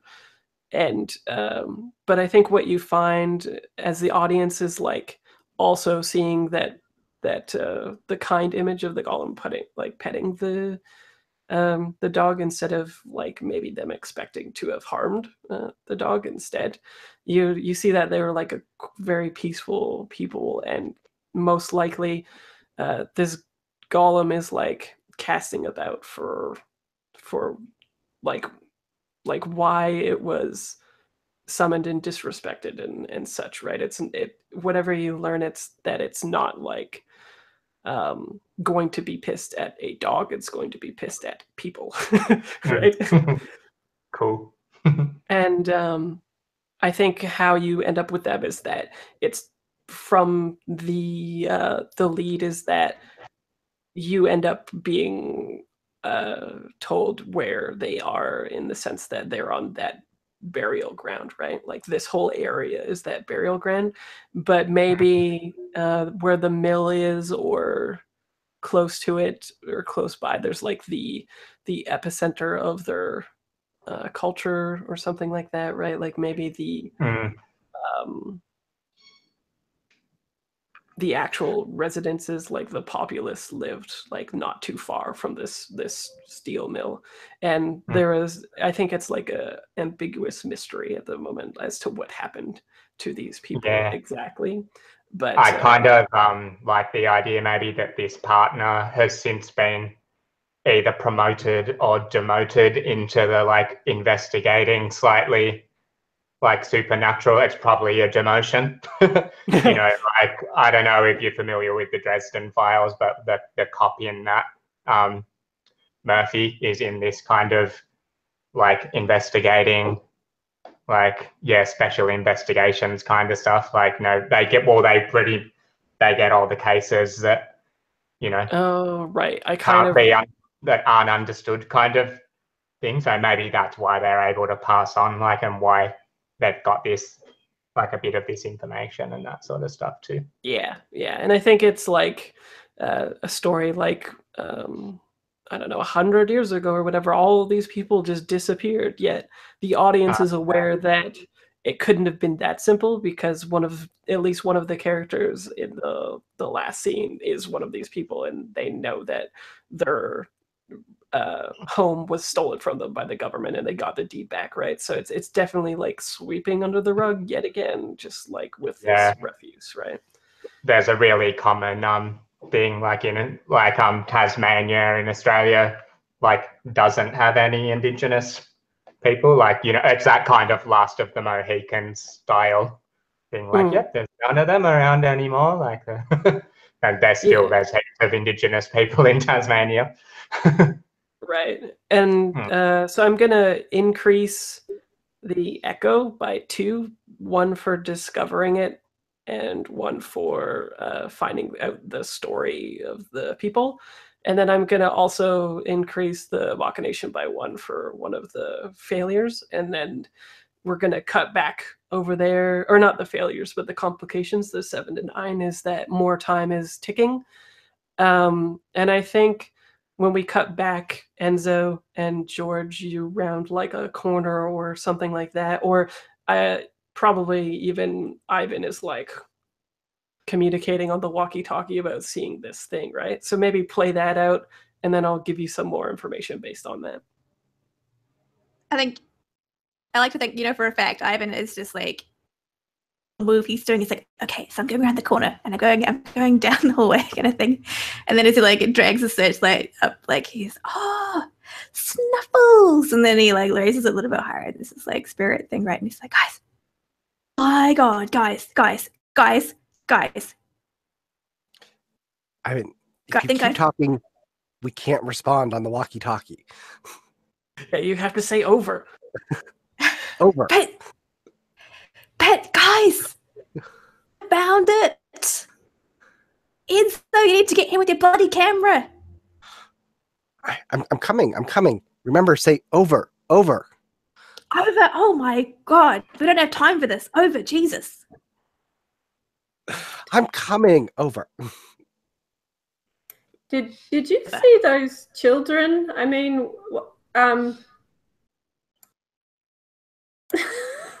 the children or the monster? What did you see? Oh, bloody hell, what do you think I'm talking about? It's the bloody garbage monster. Over. So, no other kids here then. Yep. Okay, where are you? I'm going towards Ivan. I'm the only kid that came with us, and I'm almost there. Okay. About bloody time. Over. Is that dog of yours still there? Is he alive? Did the thing eat him? I suppose just if you just hurry the stuff up, then you'd see for yourself that he's alive. Just come on. Over. I've been telling you where you know my coordinates. I've been very, very specific about where I've been this whole time, unlike you guys. Follow my steps. Just hurry up. Over. Hold your horses, youngie. I think you just hear like a bunch of panting, and then like Ivan runs around the corner, like, all right, I'm here. Nice. Okay, so yeah, I think eventually you guys see this creature, and I think not sure how to depict it visually, but there's a sense, I think, in your stomach that this creature holds some like confusion and rage, but the dog is the thing that is holding it back, right? Like it is petting it and in a quite like loving way, but yeah, what do you do? I think it's just continuing, like you round the corner just as it's like petting the dog and whatnot, right? And it seems docile, but for now. I totally take a picture. I love it. Okay, so I think, let's see. I think that might be being brave. Yep.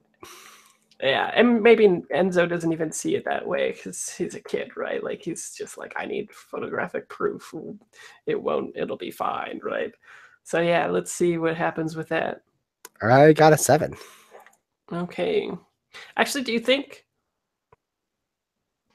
Yeah, I think being brave was good. I could kind of see it as a connect as well. Like, is it trying to? Are you trying to like understand it, or are you just trying to like snap a pic? I think it's just snapping a pic, not trying to connect with it so much yet. Maybe like when I look at the picture, or like this is more the reflex of from him trying to figure out and get to his selfish end of like being published in the paper. It's like, oh, there's something I need to take a picture of, but like maybe in a moment he'll actually like try to connect to something. But the first shot is definitely, I need that Spider-Man picture type thing. Right. Awesome. Okay, I love it. So it of course gets put out of its like docile stupor or whatever it was, and it turns to Enzo and towers over him. And I think we feel like the rage coming off of it, like it's quivering or something like that, and it's being intimidating, like in whatever way an animal would show that it's angry, like baring its teeth or something like that. It's doing that with its body refuse, right? And yeah. Sorry, can its teeth be like plastic forks? Oh, sure. That sounds great. Yeah, broken at the ends teeth of forks in whichever way, right? Barring its teeth. But then I think we get as it's like appraising Enzo, and it seems as if it's about to hurt Enzo. I think we get like a flashback to Enzo and what George said about Enzo, which was like he's a good boy, and I think we actually get a shot of Enzo like cleaning up after people and like admonishing them for what they're doing in the pit and stuff. And then the monster like turns and sweeps, and it's sort of like it's almost like the first memory that it has, right? It's good for Enzo, but it also remembers that all those people on the block party were also the real targets.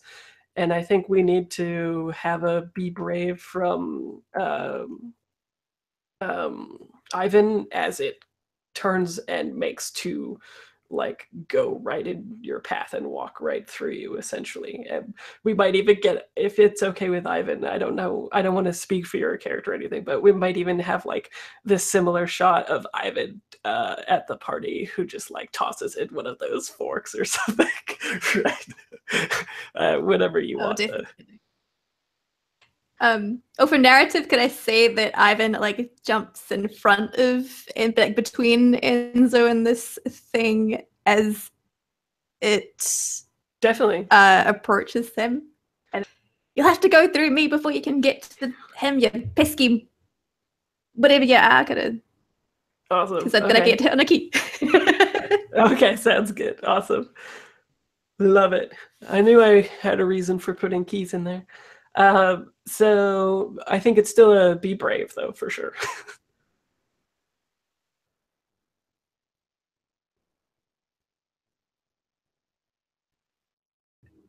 I got the 7 to 9 range. I got an 8. Awesome. Okay, so I think you, let's see, hesitate, flinch, takes longer than you thought, flashlight stops working. Ooh, I like that. So I think you're like at the same time everyone's flashlights go out, and it sort of sweeps by and is like pissed about the fork. We get the flashback and it like kind of hits you. You take 2 harm and you get kind of like sent against some wood or whatever. But then it shambles back out and we get the shot of for the audience connecting the dots of how it entered this place in the beginning with. It like sinks into the ground just before it hits the doors, and then it's gone. And I think there's like a there's like a instinctual feeling, I think, that you guys know that it's coming exactly back, like it's going towards where you guys came to like get even. I'm not sure how you would have picked up on what it was thinking without it being some kind of like psychic thing, but the audience is aware of like its motivations or whatever, right? Maybe it has a can and like crunches it in its hand and like scatters the dust of whatever it was that he crunched. Right. Excellent. I love it. Hey, I've got a if we're flicking to me now, I've got a idea of how I intersect with this kind of stuff. I was picturing perhaps like Chad like driving quite fast towards this place from his house, and maybe I kind of like, you know, that what is it? It's a little bit like you know, the Tasmanian no, it's not the Tasmanian devil, you know, in cartoons when there's a thing like a mole or whatever going through the ground, and there's like it's like making all the rubble come up in like a line under the ground. Maybe there's this like thing, moving along the road. And I think he kind of driving is, I kind of like to either he hits I think maybe, he crashes into the thing and like his car rolls, and there's just a scene of like maybe the monster's like halfway out of the ground and Chad's upside down in his car. Maybe it's not even that. It would be kind of cool if it was within earshot, I guess, of where these other guys are. Like it leaves and then they hear like totally, yeah. My question is, does Chad accidentally hit it, or is he trying to solve his problems with violence? Oh no, I think he's just. I think maybe he even tries to avoid it. Yeah, oh, okay. And then his car flips out. Okay. Yeah, I don't. Yeah, it's kind of at a funny point, I guess, the story where we're accidentally the heroes in a story where we might not want to be the heroes, like, which is kind of that's an interesting spot to be in, I guess. Mm-hmm. Yeah. So I think you're driving and the headlights hit this like big mound, which I think is pretty substantial, right? And you hear the crash, guys, And I think what we see is the car like actually hit the creature, the spirit, and it like is enough to actually harm it. I'm pretty sure it's a car. And so I think it is like out of the ground and sort of like reeling from the hit. And maybe that's when you guys like all converge, right, to try to figure something out. Can I hit on a key as well as we're like running out there? Mm-hmm. So I think as we're running out there, like Ivan just kind of shut up, even though I'm sure everyone would love it if Ivan shut up. But as everyone's leaving, he's like, so much sense. This makes so much sense. Yes, it's all coming together now in my head. I remember my mum was telling me about when she was much younger about this terrible like pollution accident that happened at this place. Yes, a whole bunch of refuse just like went into the river, and this was for days and days and days. It was just like running. It was a black as sludge, and then bang. Next thing you know, there's more fluoride in your water. This is definitely connected somehow. I think I know for a fact this place is very bad.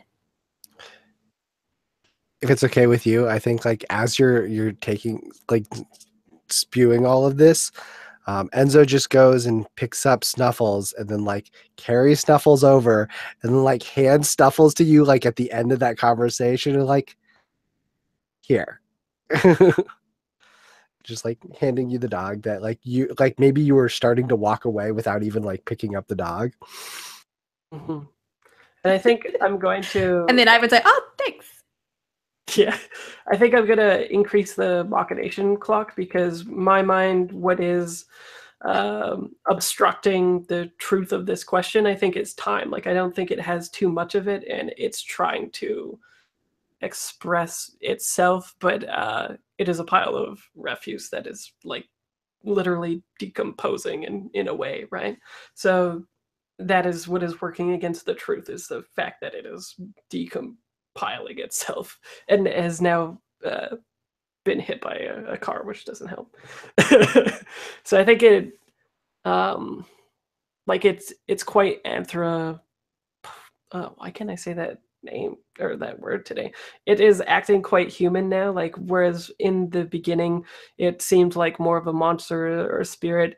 When it's hit by the car, there is a very like harmed reaction. Like I even like not that it's like childish or something, but it's just definitely confused and angry, and its purpose is, as the audience knows, is that it is with rage that it has been summoned, and then people put the refuse in there and everything, right? So the only thing it knows how to do right now is like harm the people that have harmed it, and it has just remembered that now. Yes. Well, I know how to spell it. I just can't say it right now. I'm just tongue-tied or verbal salad or whatever. But yeah, so we'll say Chad like has just rolled out of the vehicle. It struck it, and it's like wounded and on the side. And all of you guys have just conversed, and let's stick you all together and see what you do. Ivan, Snuffles. The thing like Snuffles. It was petting Snuffles. You should bring Snuffles to it.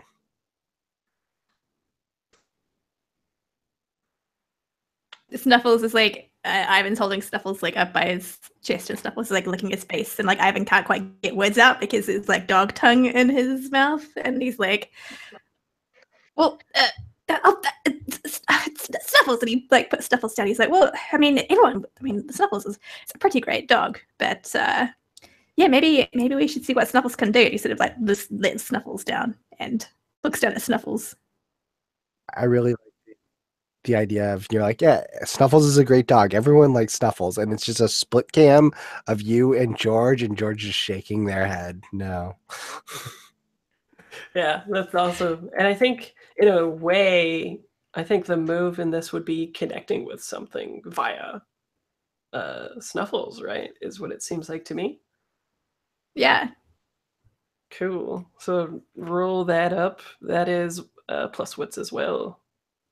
I think I'm going to also, well, if this goes badly, I guess I'm gonna like do a stupid thing. Okay. Both could be happening, I suppose, but I got a 7. Cool. 7. I kind of feel like, well, this could be, I guess maybe I startle the creature by doing this stupid thing, if you're happy with me saying I don't know if that's a mixed success, so this feels like a fail. I just think in this moment, I'm just thinking about what my character would do, and I've unlocked this move that's like, trust me, okay? So I think my character would probably be, he was already trying to get them not to pursue this situation before. I think he's likely to be trying to be like, get back, kind of, and he's got a gun. Okay.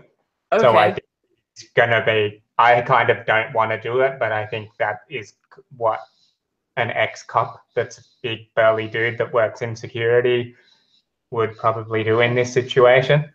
Yeah, I like that happening right after the connection with Snuffles, even. Yeah, I would like to see how this plays out, and I actually like that more, but I just kind of thinking of what this character would do. Maybe I can fuck this up from working, like it's about to calm down, connect with the animal, and I just pull out a gun and start yelling. I don't know. For sure. Okay, so what is the question that you want answered through Snuffles bonding, essentially, with this creature? Good question. Yeah, guess what do you wish I'd do is a good one. So I'll get your input on this, because I'm having conflicting thoughts, and I don't want it to be like defaultism on my part with it, but I really like the idea of this having some valid anger that it can express, but I also like the idea of it being something that can be tamed by like the animal and such, right? Which is very contradictory, but like yeah, like I don't think what it wants would be to actually, like, I don't think it's like I want to harm a person, but I think it needs like its anger validated in some way. But it might also be interesting if the dog is the one to like soothe that aspect of it, but it definitely plays into most narratives that we see in this kind of situation as well. So what do you guys think? Yeah, I like the idea that it's not one of us that's able to like tame it, because that'd be like a bit crap. Maybe, and also that I kind of like that it's like a story come to life of like probably quite a peaceful people, that it's not like a crazy rampage murder monster. Right. I kind of like it could potentially want to like pull down a whole bunch of the houses and that sort of stuff. Like that could be kind of a cool thing if it wants to just raise the neighborhood or something like that. I don't know.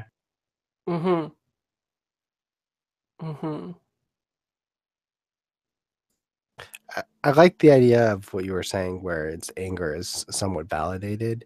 And if we wanted to get away from the animal is the thing that is the only thing that can soothe it, maybe it's not so much that the animal soothes it, but maybe there's something about like it's understanding each other. So maybe instead of the animal soothing it, maybe the Snuffles is leading it somewhere, or like we understand Snuffles better than we understand it.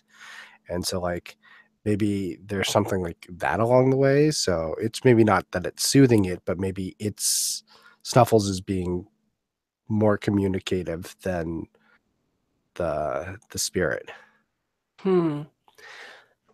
Yeah, that's interesting.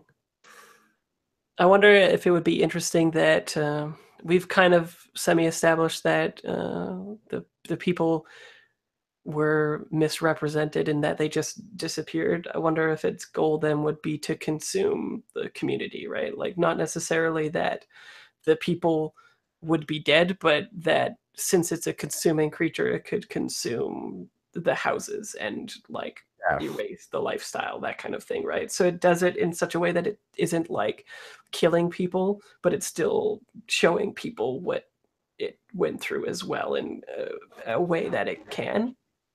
Yeah, I like Okay. that. So I think how we express that is like,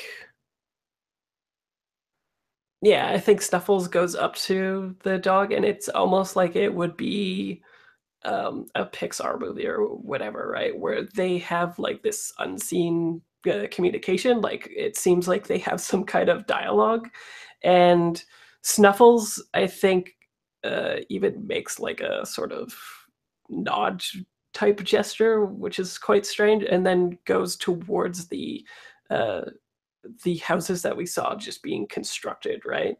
And the creature starts lumbering there and extends a hand out, and some of the wood frame beams start to be taken right out of the ground and into it.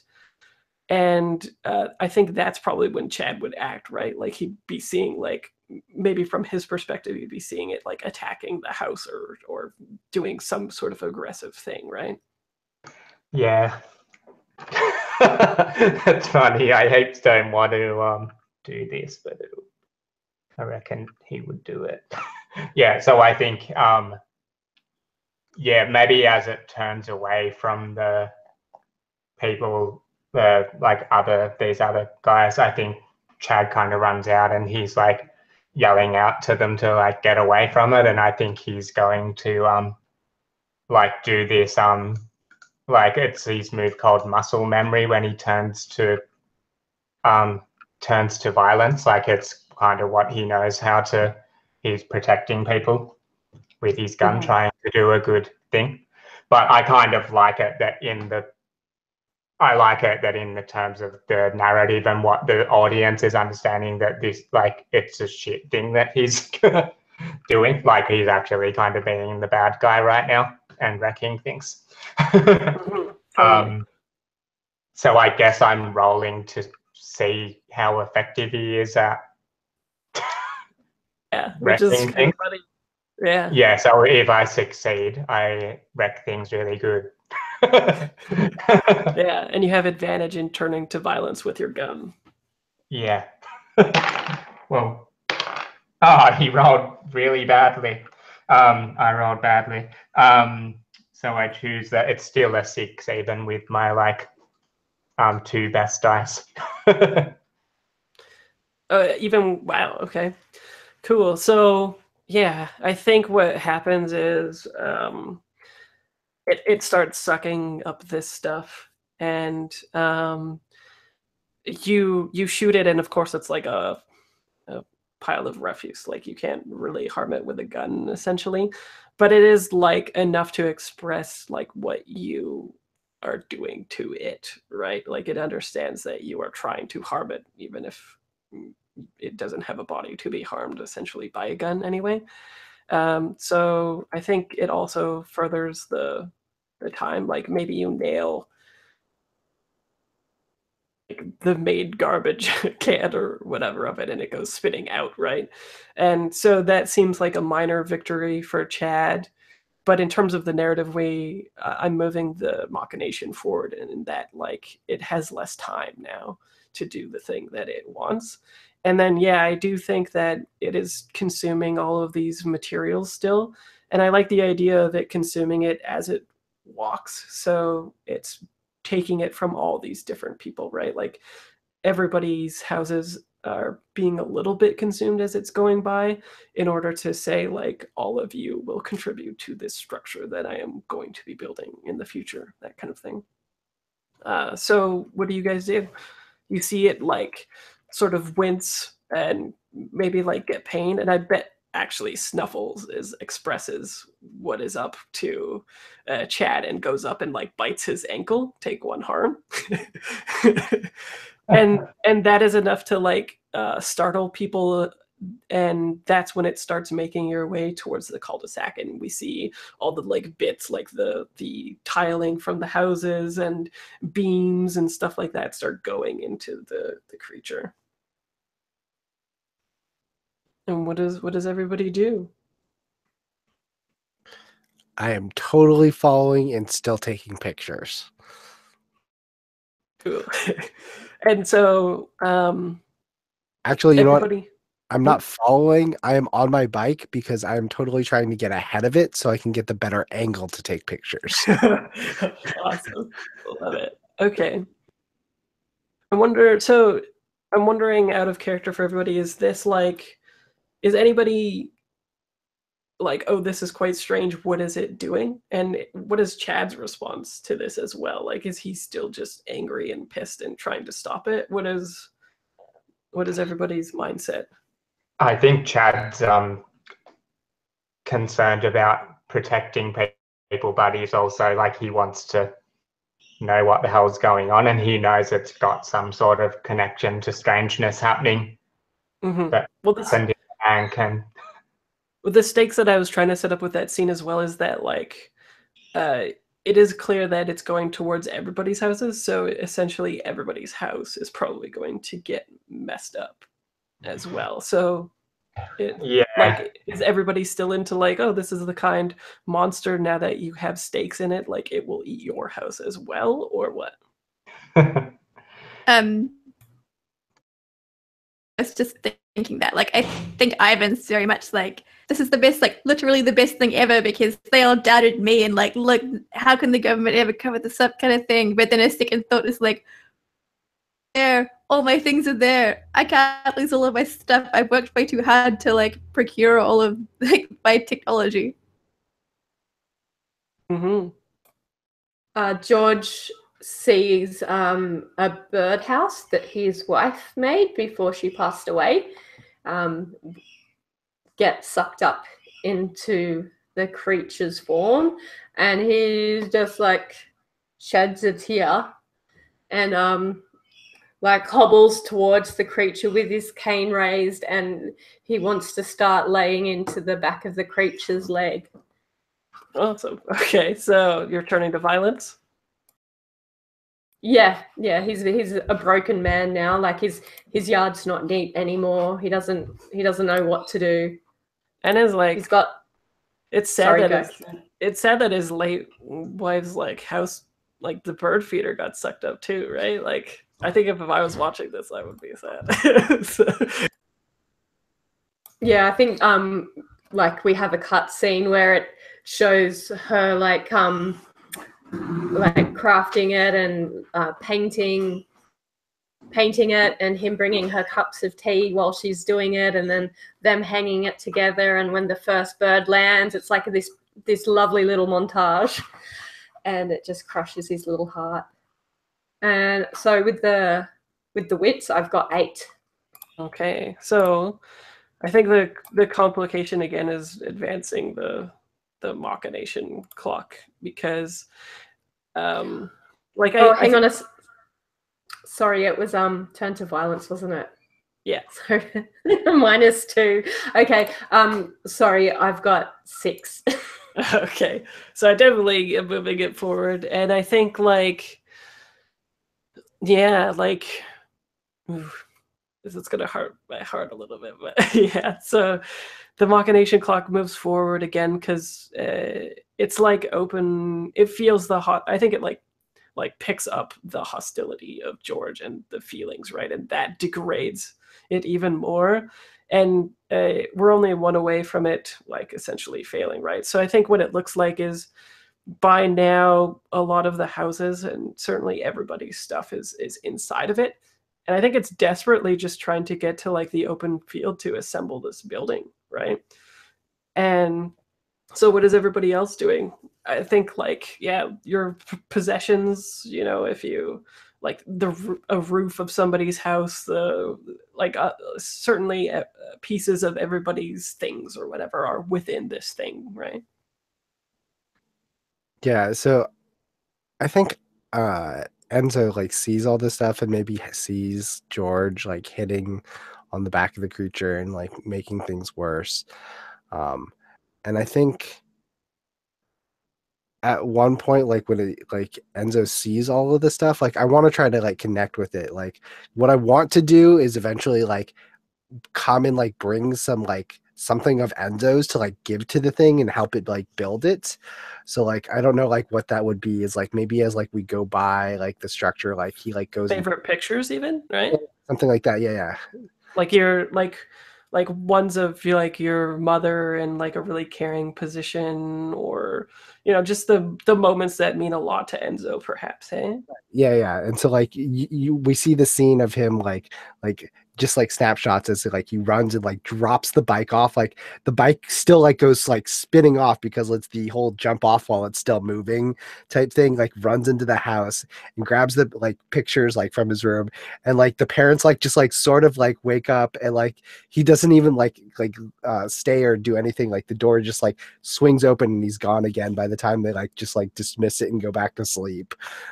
Yeah. And like he runs it back out, and he's basically gonna like come with like a bunch of the pictures to like give to the thing as well. Awesome. Okay, roll to connect. Yeah. Let's See if I can do this. I hope it works because it's amazing scenes. I got a 7. Okay, awesome. So, let's see. Let me look at the move here. Just as a little flavor thing in the background, Chad's he was already seriously injured when all this started, and he's and he's had a like a car crash as well. So I think he's kind of on the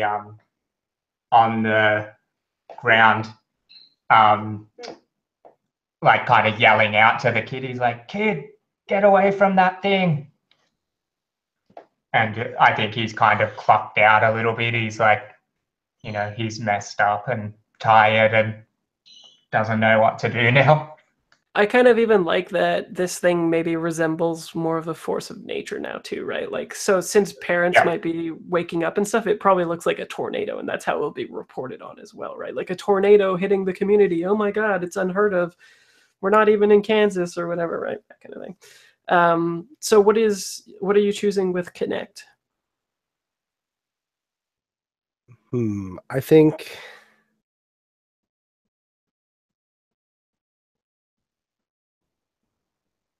like it's sort of the what are you really feeling? But like I think that's probably the best thing is like what are you really feeling? Right. I know. Okay, so these it's like a cyclone and the pictures get put up into it, and I think there's like a moment of hesitation or something like that as it like consumes this material. And then I think as it's moving, the pictures are back on the field, laying out, except that it's the pictures of this culture, right? Like it's snapshots of their lives.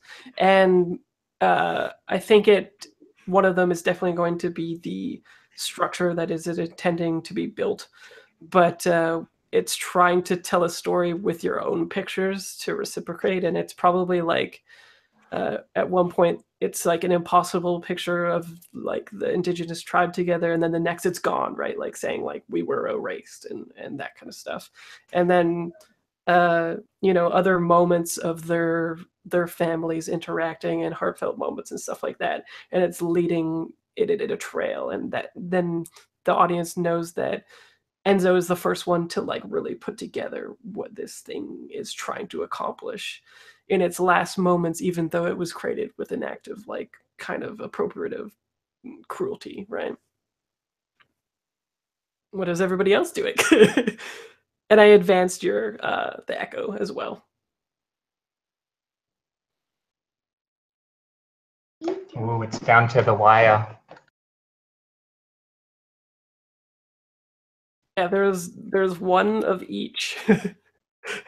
So if anyone has a scene, it's a gamble, but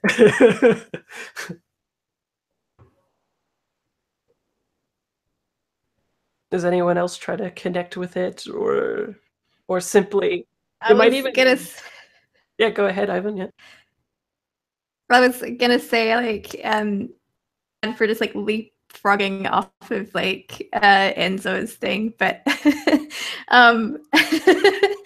I mean Ivan I think like gets this kid knows what's going on. Like he's the only one of the group who like going into this and knows what's going on instead. And so he sees like Enzo rush off to his house and like come out with some stuff to like contribute to this monster, and then Ivan's like, yes, like that's what we need to do. And so you get a scene of him like running into his house, and he's just like, Mom, I'm sorry, the newspapers, like the UFO magazines, like they all have to go. Like this is about like giving up part of ourselves to like wide open. So he's like he is like gathering up bits of like magazines, like photos, like just whatever he can get his hands on, and then like some bits of it like fall off and stuff, like a spray like UFO magazine like drops to the ground, and maybe just stuff at this tornado monster and says something to the effect of like, sorry, yeah? Is this danger zone? Mm, I think so, right? When someone else tells you what information they have about the event, which would be Enzo, and stuff, then you expound upon that with your role, maybe, right? I guess I will rule. Yeah, a lot heads in the balance, actually. And then, of course, as he does this, he is like, "I'd like to see you cover this up. Oh my god, I got a 4. A 4. Oh no! Oh no! I'm sorry. Well, it's almost kind of even more poetic like this as well, too, right? Like I think the structure starts being assembled, and you put pieces of yourself into this this whirlwind essentially now. But I think what messes it up is that neighbor that whatchamacallit, that George hates so much, the one that it doesn't obey the rules or whatever. I think he literally goes outside and has been watching, and he shakes his fist at the thing, and he's like, "Why don't you come back from where you came from?" And that's enough to like shatter its resolve, and it like breaks apart with the different pieces of the structures like embedding into the ground with like it sounds as there's like a cascade of these things hitting. It maybe even sounds like the music of the people, right? Like literally falling and crashing to the ground. Rough. Good. I love it. And then I'll advance the clock. Yeah, rough. Oh man. Heavy, heavy stuff. So yeah, I totally didn't want us to be like the heroes, even though it meant the other. Like the good guy didn't really get to win either. But I think that's a cooler story. Yeah, well, I think I think the whole truth in this matter would have been like the win condition would have been everybody knowing about these people, but instead it's these 4 people, right? That know most of the truth, but probably don't have much agency to actually like enforce it and stuff, right? Yeah, I think like the sort of explicit of this is like if this were the TV show, the credits rolling, and maybe it's in the credits or the stinger, but it's like Enzo like going up to Ivan, and it's like the paper's never gonna print this if I don't have any pictures, right? I gave it all my pictures. And then I think you just see like when you used to have a about to swear, because like Ivan really doesn't swear ever, but you just see him go like, "But," and then it like cuts. Oh man. Yeah, So sorry, go ahead.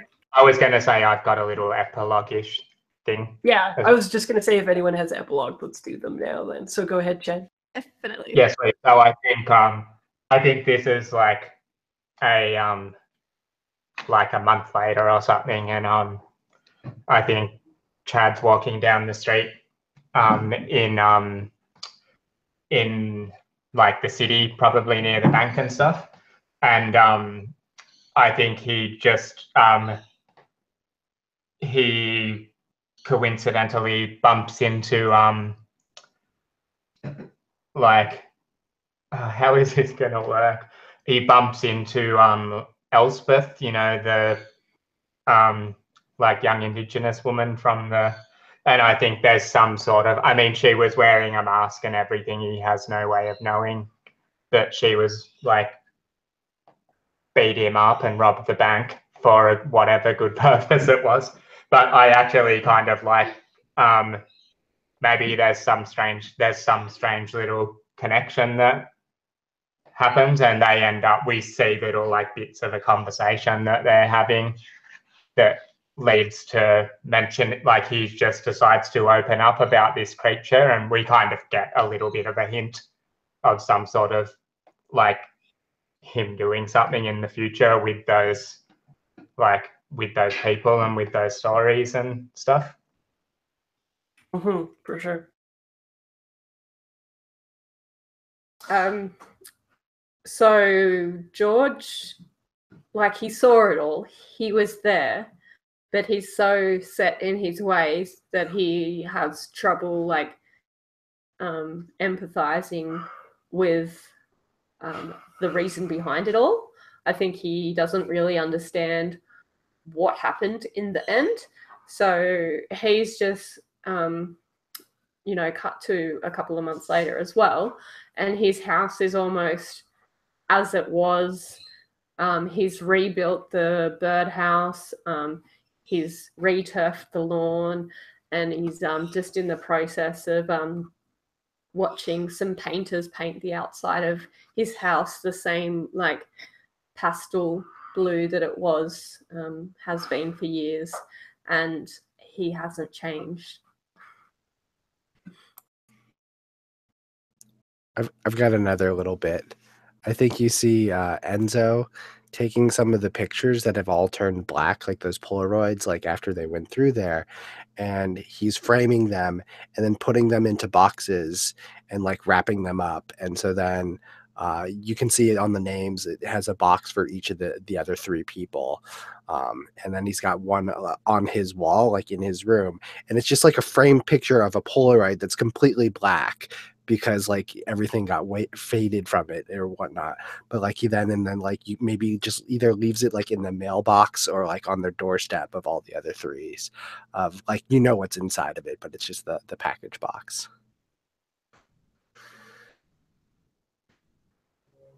So I think Ivan has just wrapped up a very successful episode of his podcast called The Truth, where he interviewed Chad. He interviewed Chad about Chad's experiences at the bank as well as in the cul-de-sac. So that's rendering in the background as this is going on. And what he's doing is he is constructing a very strongly worded letter/email to the as well as his local representative and the government as well, citing that this is in no way a tornado, because if you look at the weather patterns that were occurring at this point in time, you can clearly see that there is no way in hell that a tornado would have occurred under those circumstances. So he would like them to explain that very much. Oh, and by the way, here is a backlog of evidence dating 50 years on this metal factory, and the fact that they had massive health code violations and 5 deaths, and how that is clearly linked to all of the pollution that went on at the time, and so that's what he's doing. He's writing a very strongly worded letter with evidence that is irrefutable, and definitely this is real. Nice. And so maybe the last shot is even of Snuffles. Is Snuffles like dejected or anything, or what? How is Snuffles after the event? I like to think Snuffles is, at his feet while he's writing this, but perhaps Snuffles does look a bit like, if dogs could look depressed, like maybe a bit depressed. Could we totally have the it's kind of cheesy, but I like the the end of the Star Wars movie with the Force, like with the Force ghosts. I'm picturing Snuffles like out on the grass at nighttime, and there's like the kind of blue, like shimmery, like version of the monster, like sitting out there. I love it. Giving him some ghost. Yeah, like as Ivan's doing this, like Snuffles goes like, and then like lets himself out into the back garden where this takes place. Awesome. And can the ghost be more of less of like a refuse shape and more of like an elongated spirit shape. I'm thinking of the Indigenous Australian paintings of the ancestors. Yeah, or by an army. So they're like long-legged, long-armed, kind of similar to traditional like aliens, but much larger. Oh, cool. For sure. That sounds great. And then the credits roll. Again, if that was the Snuffles was maybe a hidden scene after the credits, and then now it's really over. Cool. Awesome work, everyone. That was great. That was so fantastic. I was like pumped for that within like 20 minutes of us starting, and now like yeah, the ending was just it was like what I wanted but didn't want in my heart. Okay, well, thank you so much. I had such a great time. Mhm. It was good. It was amazing. It was so good. Let's do roses and thorns again, going from left to right. So Ellen, or on my left to right for hangout window purposes. Ellen, do you have any thorns? Like what could be improved about the system? Yes, whatever. A little bit at the end, so finishing up. I can't think of any issues. Sorry, I'm not very experienced with RPG, so I can't really reflect too much on that. But I absolutely loved it. It's more than what I expected, and I just so much feels. Yeah, awesome. Okay, and Lauren, we might as well just do thorn and then a rose as well, and yeah, just do that. So anything you would have improved with the system-wise stuff or anything like that, or anything, and then the rose after, I suppose.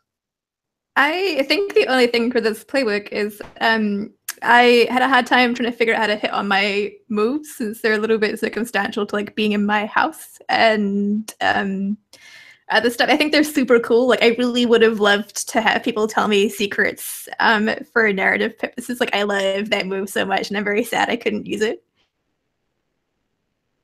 And I think a rose, like I love like the weird mix of characters you have going on, and I think gives them each a unique voice for sure. And I love how the cop kind of an invitation to link it back to issue 0. And I just think I couldn't say enough good things about the mix of characters that really sort of like play off of each other really well. Thanks. And Lou? I guess the only thing for me that was I guess the ex-cop, like I kind of just went on a whim and connected it to the last thing. And I think that it seems like it's set up a little bit more to be like the retired cop or something like that, just because of a couple of the flavor for a couple of the moves and stuff, which would be a super fun character to play. But I guess if you change them ever so slightly, it would mean you could create, a cop that had been kicked out of the force, or like a variety of other iterations on that. And other than that, it was super fun. Me and Ellen, when we had maybe that second break or something, we were like, so fun! I'm having so much fun! Yeah, awesome. Yeah, it was the same thing. It was awesome. And Yoshi? I really enjoyed it. The only thorn I can sort of even think of is I don't think we ever rolled manipulate someone. I think with the way that we structured everything, we leaned really heavy into be brave, which may or may not be a bad thing. It's just something that I was looking at the moves, and also part of how we set up the monster, like the thing that the uncanny thing, the turn to violence felt like it felt appropriate when we did it, but it also felt like none of us really wanted to turn to violence towards it. Yeah. And so That's what I was hoping for. I was hoping to get people to connect and like understand whatever the uncanny thing Yeah. is and make violence unappealing. right, which totally came through. Like I did not want to turn to violence towards that thing to solve it. Mhm. And almost in the same way that like I didn't really, although we didn't really have many opportunity for manipulate someone, it felt like at least at the mood at the table that like connect was the way to go. So maybe not even have manipulate a person. Well, I think it depends on like I could totally see situations where other people would use manipulate the person, Mhm. even just from a general point of view. So like I think it's useful to have, but like with the way that we set up scenes of like immediately snapping in and following in, there weren't really other NPCs there. I could see where the manipulate someone might be the antagonist that you're going for, like when you're trying to talk with them to manipulate them. So I could see that it could still happen. It just happened to be with the way our setup was that it never really came into play with no other PCs there or with no Yeah. other characters Yeah. there. Like I could totally see if you leaned more into the homeowners association and trying to like get them on board or open this up a bit more, and remained in the cul-de-sac, there would be a lot more opportunities to like manipulate people in the community. Yeah. Yeah, it seemed like a lot of our story, the entire neighborhood was asleep while we were like until everything woke them up, which I think it was just a matter of the type of like story we told. It could have been pretty easy for my character if I'd shaped him differently to begin with to be trying to like manipulate you guys to not like pursue things or like to get out of my way and let me like solve it without you being in the way and all of that kind of stuff, I guess.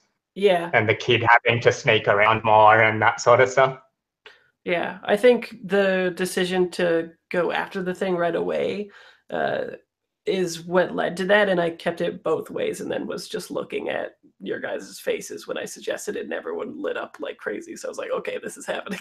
But I could totally see another group that was like, or somebody rolled a miss or whatever and it's gone and then people have to deal with it in a slow burn up situation in the neighborhood as everybody else doesn't believe them, yada yada yada, right? So I think it's just really uh based on the specific story that we told and stuff. So yeah, but this was very enjoyable, super fun. You guys all brought such good ideas, and I really liked. I thought that we handled the indigenous stuff well again, and I liked that we were all sort of like pooling our thoughts on how to handle that best and make sure everyone was okay with it and the tone fit and everything. And it ended up being like surprisingly like hit me right in the heart for sure. Like it just fucking punched me right in the heart and I loved it. So thanks everyone. Yeah, good job, everyone. Woo! Yeah. Thank you for putting it with Ivan. Ivan was awesome. I thought everybody was awesome. Like even yeah, everyone was so good. Everybody was like, this is what my character would do. And from that, we got like such rich fiction, right? Even with Chad kind of doing the bonehead stuff, it led to like such great moments in the fiction anyway, right? So yeah, I quite like I said, that was the least like character that I wanted to play, so it was fun to like jump in there and do it. And he's quite, I've found him, like I'm thinking about him now as like what sort of, he's an interesting mix of things, and how his place in this world and stuff now is an interesting story. yeah, like it seemed like everybody was very human to me, right? Like it wasn't, there was like no white knighting of this situation. There was people just acting and it becoming very messy and human. Even the like quote unquote monsters reactions were very like instinctual respondents to stimulation and stuff, right? It wasn't like, yeah, I thought it was all just great. Everybody came across very unique and interesting, and yeah, just the humanity of everything was great. And I kind of liked that the change, like everybody worked together to bring the change into what this uncanny echo thing was, and that was my hope, and it was like far exceeded my expectations even, I think. So awesome. Okay, I'm about to stop the broadcast. When you see it unlive, then that's when you hit stop on Audacity. Okay.